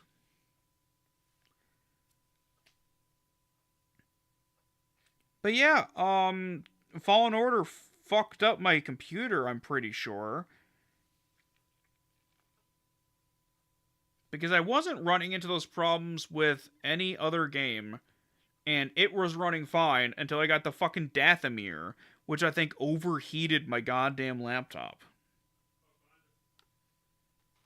So yeah, that's where I'm at right now, and why the video's taking longer than planned. Because it's like that's the thing, right? Is my ability to give a shit is much lower when it fucked my shit up so badly.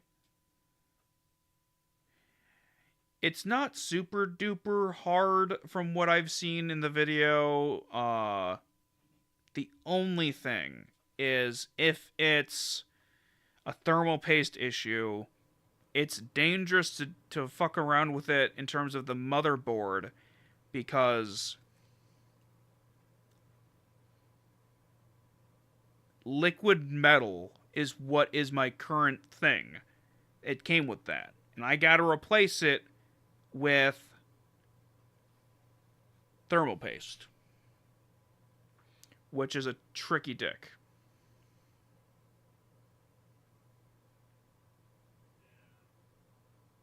But yeah, that's basically it for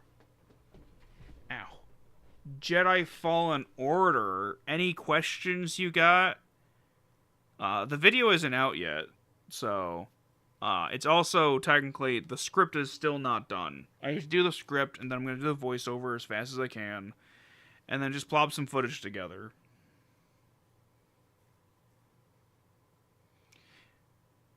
If I wasn't so obsessive about having things structured, I would just release it as a fucking podcast episode, me talking about it, because I'm just kind of, you know, I needed to be in the same format. Alright, no questions. Alright, any... Yeah, it's fucking annoying. My computer and my phone both shitting out pretty close to each other. And then those other things I've talked about elsewhere happening. Things have been pretty stressful.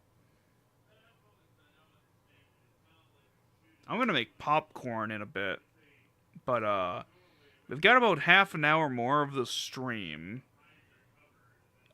Any questions about the channel in general, games I plan on covering,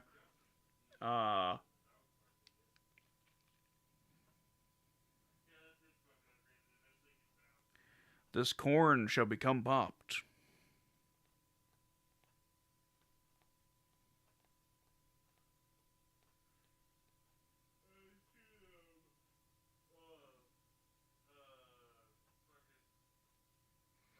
But yeah, any questions about the channel in general?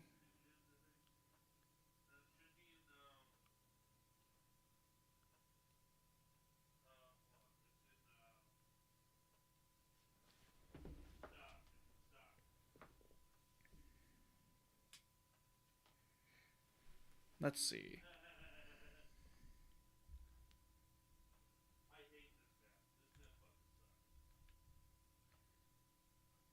Just wait. I'm going to very quickly change this to just chatting.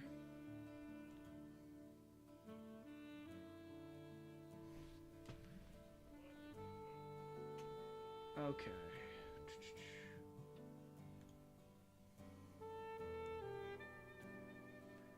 Just so that I can go over here. Open up downloads. Open a new window.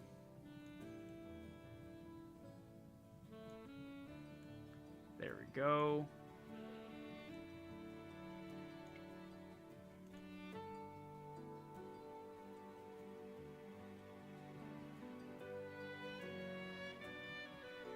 Looking over this one, and it always looks shitty for some reason.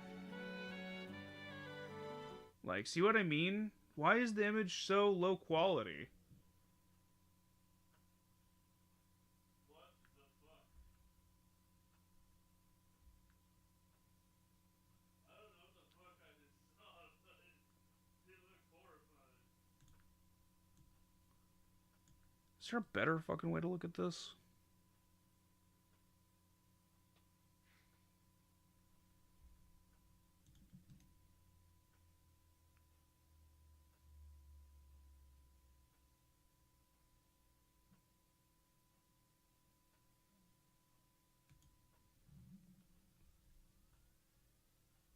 Man, why does this look so shit?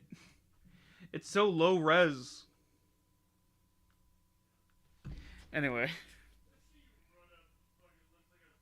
I'm gonna do it in chapters. That way I can do chapters 1 and 2 and then be like, hey, my Patreon reaches 25 a month, I'll be able to afford to get Deltarune.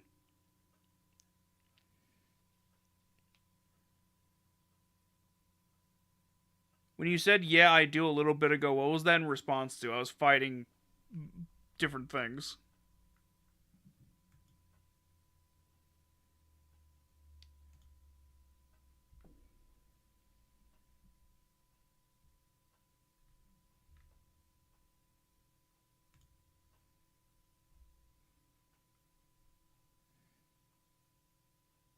Oh, okay, yeah. It's, it looks like ass, even on my end. I've mentioned this each time with my cousin. It's fucking wild.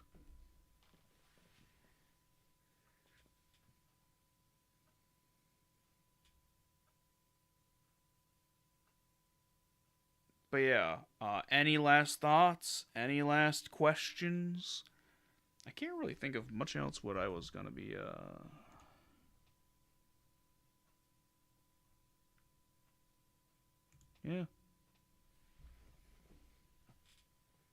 I think this is a good order for them. I might write up.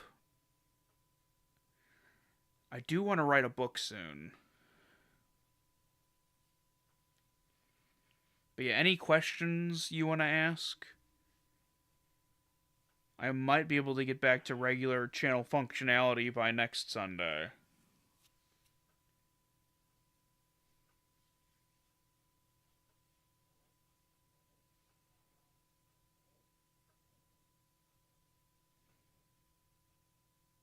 Because I stream on Sundays.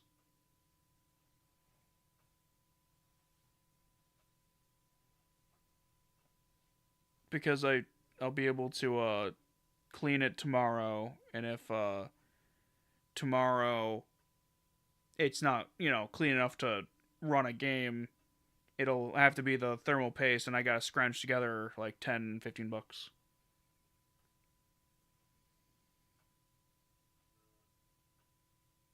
But yeah, I've had a few different book ideas. I especially want to just write. I want to use my scripts from these last 12 games and then put together a book, and potentially get some funding to like be able to get an editor. I can't really release it due to all the copyright shit being used and all that, but I would make it a free book. But if people can fund the editing of it, I'll get it professionally edited. And some art, perhaps, as well. My cousin and I eventually want to do a comic together. We just haven't figured out how we want to go about doing it.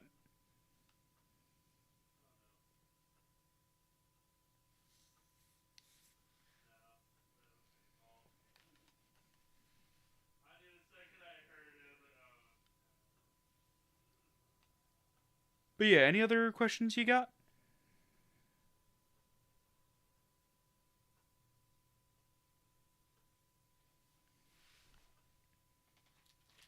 I'm gonna finish off this little thing I've got here.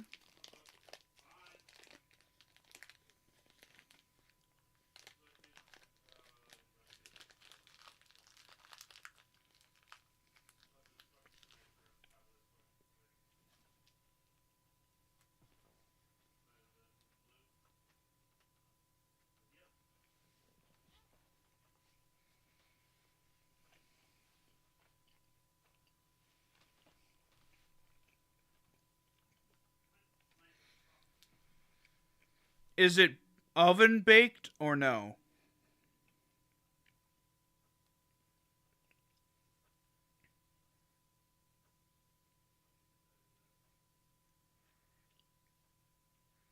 Would the... Because here's the thing. Cheese and mac is basically what a good baked macaroni and cheese is. Like, in terms of, like, the sensation. But if I want just, like, normal mac and cheese, I'm gonna go with more mac and cheese. Another thing I like about the this. Oh shit.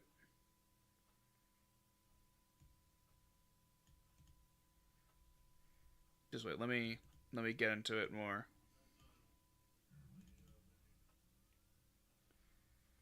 Is how the wall splits it in half. I think people might like that, like psychologically. Like it's one of those things that's appealing.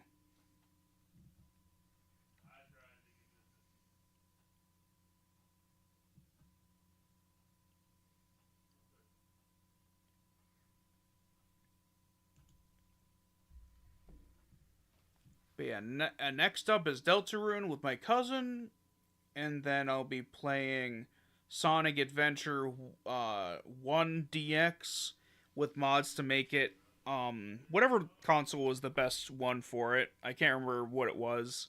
If it was the Genesis or whatever the fuck it was.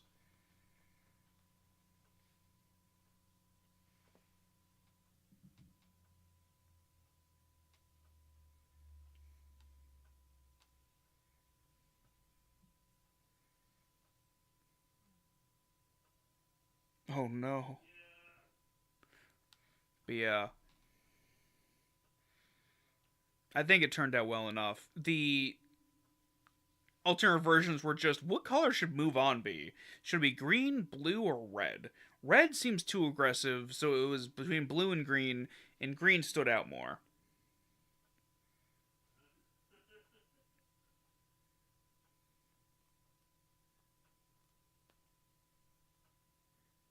Making thumbnails is an art form, and it's also a crapshoot. It's hit or miss. And unlike what the girl says, I guess you miss sometimes.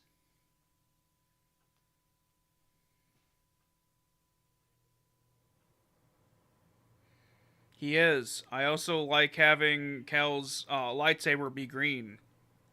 Because green's cool as shit. And other reasons. But yeah, what the fuck else was I gonna say? After that, I think it's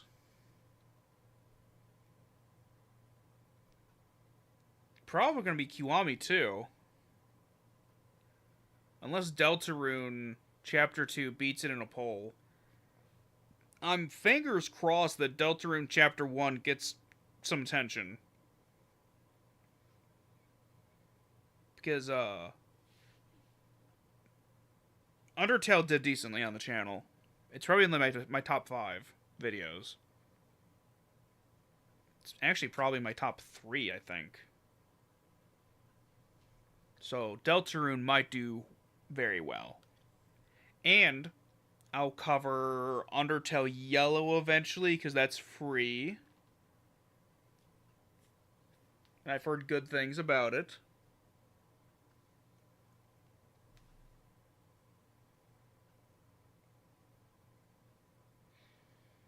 Yeah, the algorithm is a fickle mistress. Is probably the best way I can put it that doesn't offend the TOS.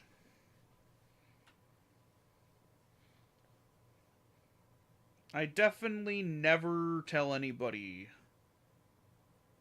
about things.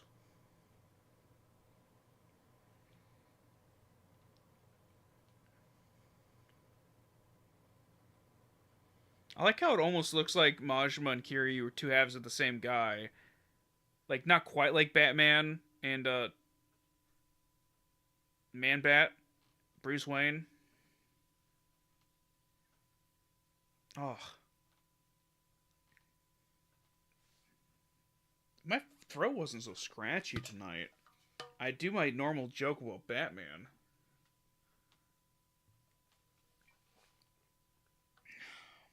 I'll try to do it. I hope it doesn't peak the mic too bad. But, it's the Bat! He's gonna man all over us!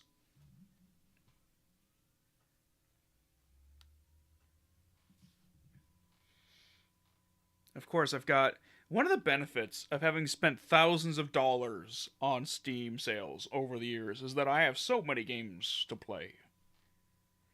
Very few of them I need outside assistance to get. Alan Wake 1 is one such game, as is, I mean, it's an eventuality, but like the other Alan Wake fucking game. Not 2, the American Nightmare or whatever the fuck it was called. Yeah, there's a bunch of really cute Steam sales girls. It's funny, when I was talking to my cousin, I was like, okay, for like Saints Row 2, which sort of like themed getup should we do? I was like, we could embody a couple of characters that come to mind when you think of the crime fuckers is the anti-crime task force. That's a running joke. Is the crime fuckers? They fucked the crime. You steal crime away from other people and keep it in better hands. Instead of that, or doing like a themed outfits and anything else, I was like, "Do you just want to play as hot goth chicks?" And she was like, "Yeah." And I was like, "You know what's up."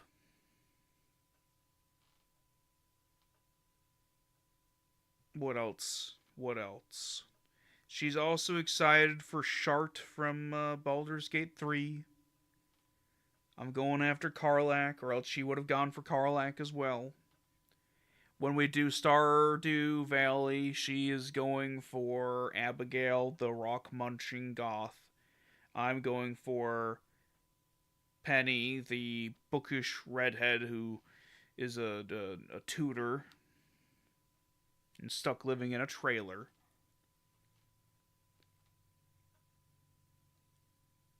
Yeah, because she didn't want to go for Sebastian, I believe, or else she probably would have gone for Sebastian. Yeah, PC prices are crazy.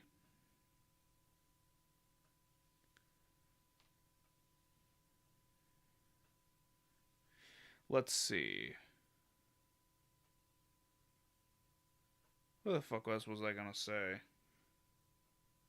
Yeah, Penny reminds me of me. Is probably why I like romancing her so much. What other fucking games? In Wasteland 3, she wants to try to get all of the STDs, I believe, at the whorehouse. We're probably both gonna do that. That's gonna be funny. She's gotta fuck a goat to get it. Let's see. What other fucking games? What other games come to mind for the future of the channel?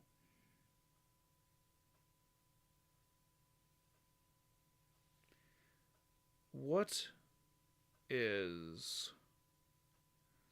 Let's see. All my stuff is on the other profile, so I can't look it up. I don't know where the fuck it is. I should keep some of the notes on the external hard drive, but I need to learn how to copy my Obsidian files over and shit.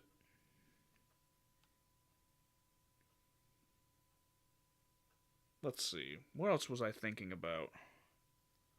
Other games. I do want to cover New Vegas. The problem is that people viewing it. I don't know. I'm not big enough, I don't think, to have people watching that as a series. Because that would take, like, 50 plus parts. Because even if I'm cutting half the footage, it's still going to be 50 plus parts. There's just so much in New Vegas and so many mods I want to play through. Quest mods. I'm trying to think of new games I'm excited for. But not really. There's not a whole lot of them at the moment. Some like indie titles and whatnot.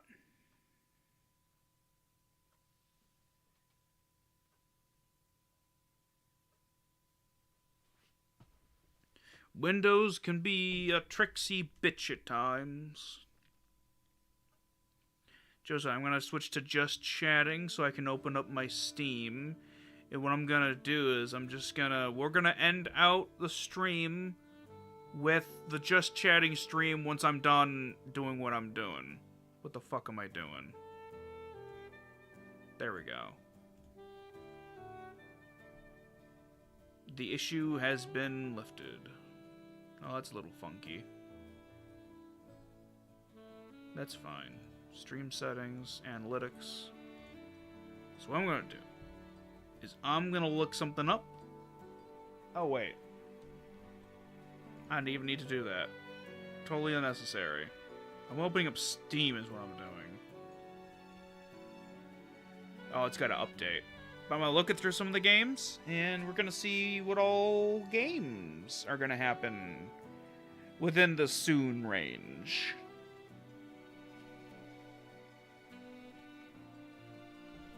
That's a good way to finish off the last 20 minutes. I kind of want to do a book with my cousin where, not as a full comic book, but like, yeah, Stardew Valley. That's be great fun. Let's see. Yeah, I don't give a shit about that. Fuck, what was I gonna say?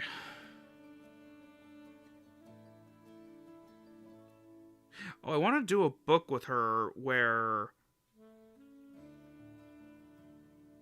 it'd be like a picture book, but each picture has a short story. That way I can write and she can draw. I think that'd be really, really fun. For like a world building project or something. Let's see. If they remaster Dragon Quest VIII, I might play that, because I did play through most of Dragon Quest VIII. I'm seeing that there's a sale going on, and I'm like, okay, what games do they have? Because I'll eventually play through some of this shit. Alright. Nothing I give a fuck about yet.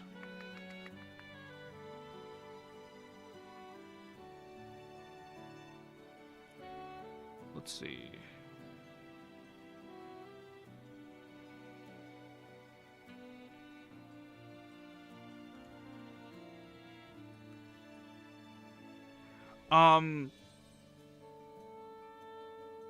Not necessarily. It would be like,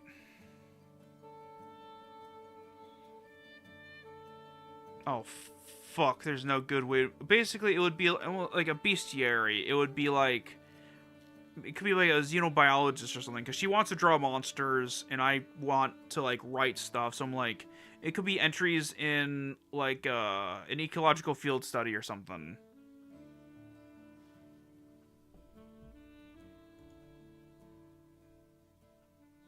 Or it could be like a more fantasy-themed one.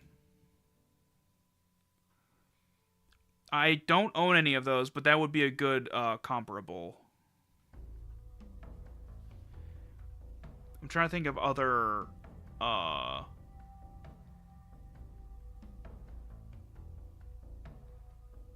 Yeah, that's probably an original setting would be the only way for us to really be able to own the rights to it. Oh, that's cool. The Pokédex, yeah. It'd probably be spun as a sort of like a... Have you played Red Dead Redemption 2 or watched somebody play Red Dead Redemption 2?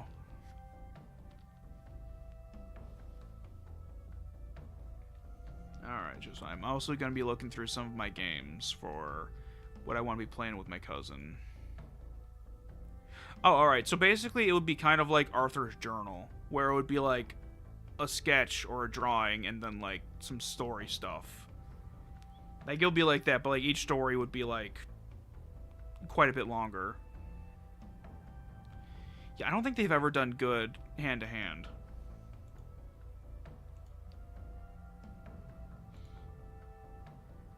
Let's see. Oh yeah, Borderlands 2. We're gonna play through the Borderlands series eventually. Shit. Yeah, I'm gonna start just looking through. What we'll probably do is...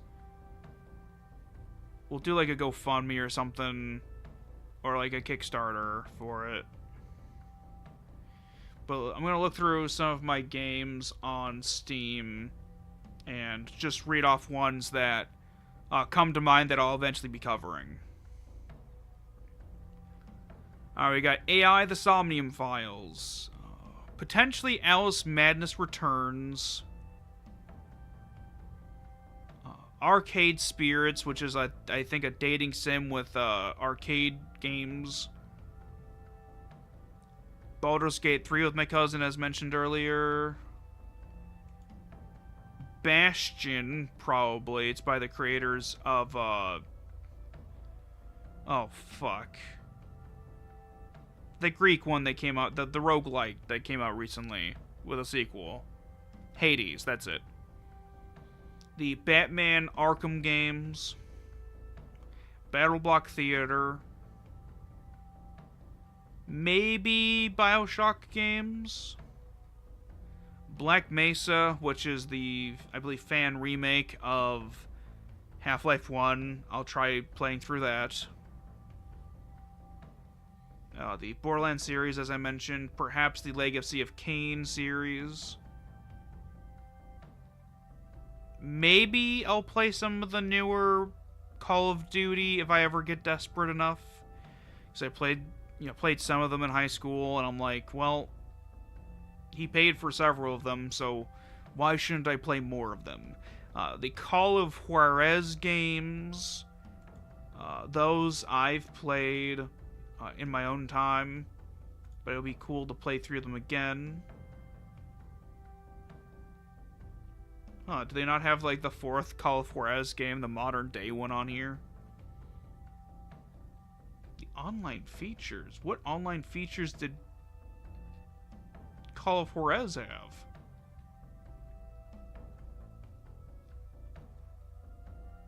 Man. Maybe the Mouse PI for Hire game as well. Mind you, I haven't played Call of Duty in, like, over a decade, so I'd be playing, like, the new World War II one, and then I think the other new World War II one, and then I'd probably stop before they did the stupid AI shit.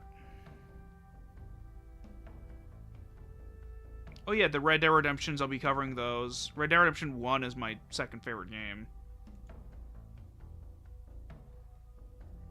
Card Shark, maybe. Let's see, what is this? Oh, that's nice. Let's see, what is this game?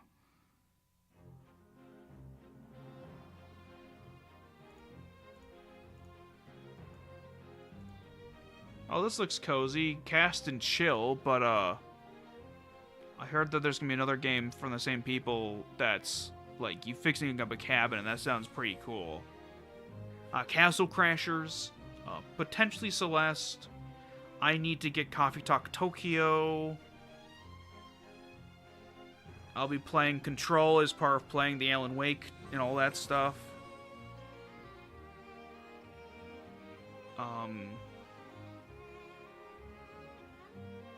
I might, if people show interest, play through Crash Bandicoot, but people didn't seem to give a shit. Oh no. One time in GT Online, I was playing, and my character, between playing on the 360 and then transferring the PS4, once that became available, my character became, like, middle-aged and overweight, and just looked like shit.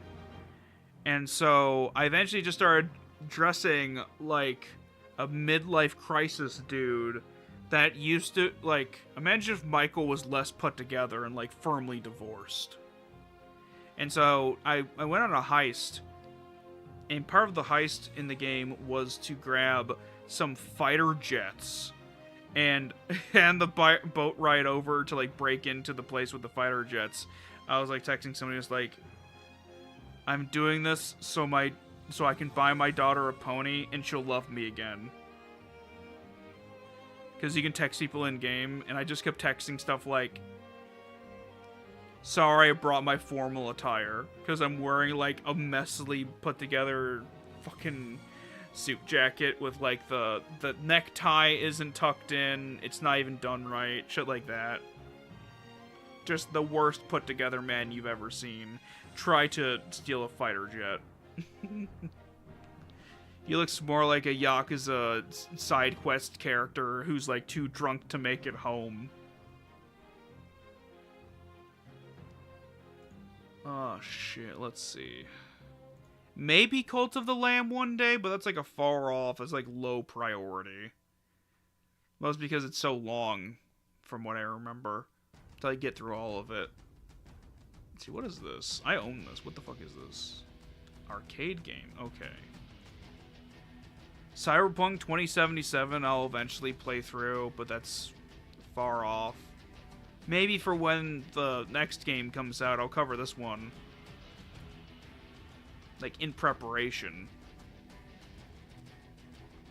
Once my Patreon reaches 1,000, I'll play through the Dark Souls games. Maybe the Darksiders games? My old man played through 1 and I think part of 2. He didn't get to 3. Let's see.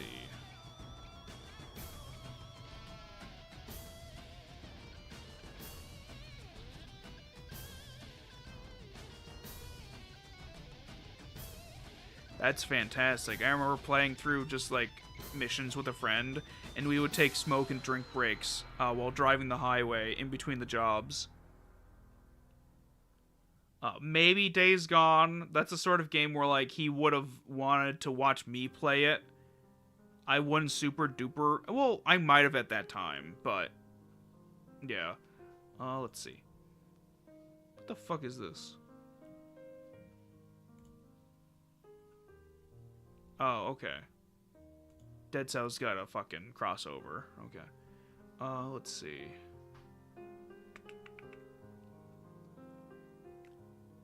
Maybe Deathloop? Not exactly sure. That's probably if I do, the other games. The newer Deus Ex games, Human Revolution and Mankind Divided. I'll eventually cover those. We'll eventually be covering Disco Elysium.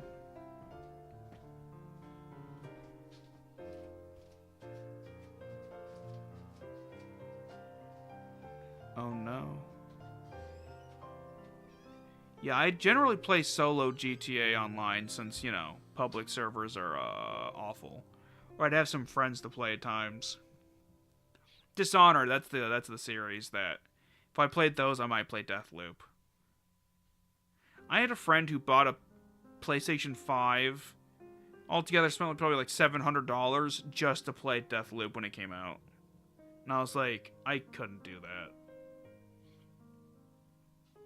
Divinity Original Sin and Divinity Original Sin 2 with my cousin eventually.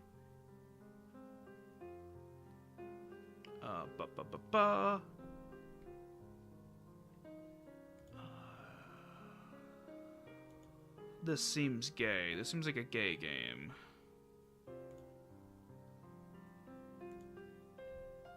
Don't Give Up a Cynical Tale. I own it, so I'll probably cover it. It seems gay in some way. It's like one of those games where you're like, yeah, there's no way there's heterosexuality. Doom 2016. I'll be playing that, because one of the first games I played on his lap was the original Doom.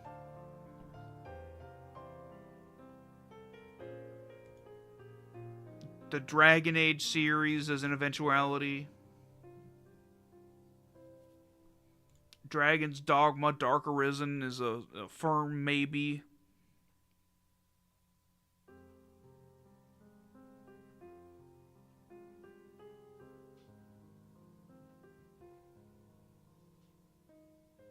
Yeah, there's some pretty good games. Let's see.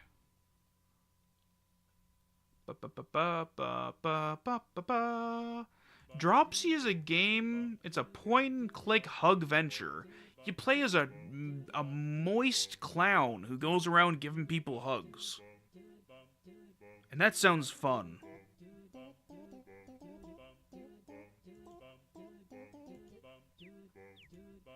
Dustin Elysian Tale, I think he played that himself, but I'm not sure if he finished it.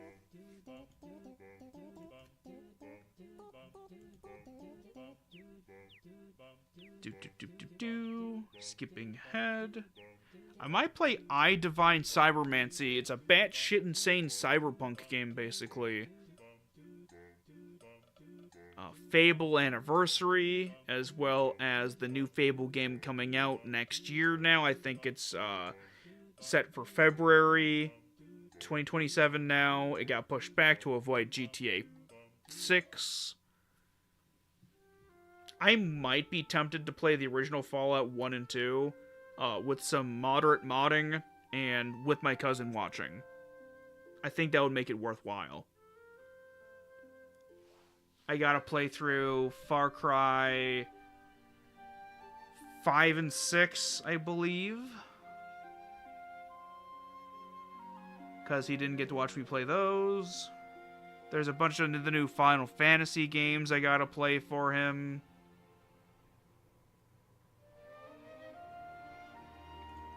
The Friends of Ringo Ishikawa is another game that I'll be playing eventually.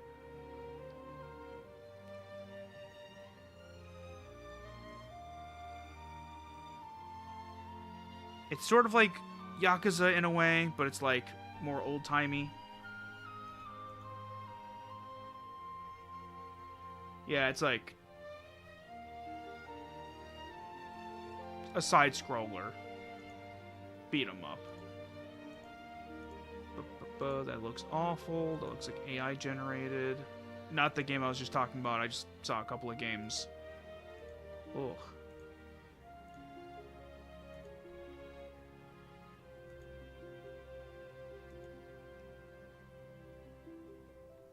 I'll be wrapping up the stream shortly.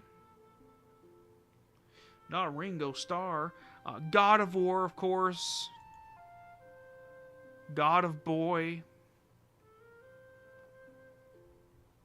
Maybe Graveyard Keeper, but I don't know if I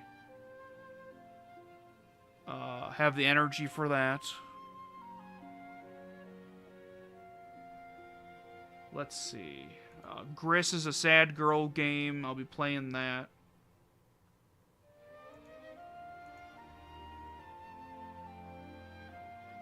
I might play through Half-Life, but I have to be a little desperate or somebody has to give me money.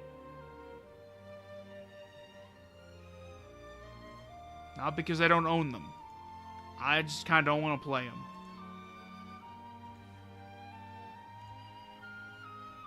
Heaven Will Be Mine is a queer game about a trio of gay-ass girls in robots fighting each other. It's a visual novel, I think. Let me double check. Oh, yep. There's visuals. It is, in fact, time for the stream to end, though. I'm barely awake, and I need to make popcorn, because I'm snacky. I ate technically breakfast and lunch, but I would like to eat popcorn for dinner now. I would like to thank you for watching. Stay safe, stay strong, and remember that trans rights are human rights.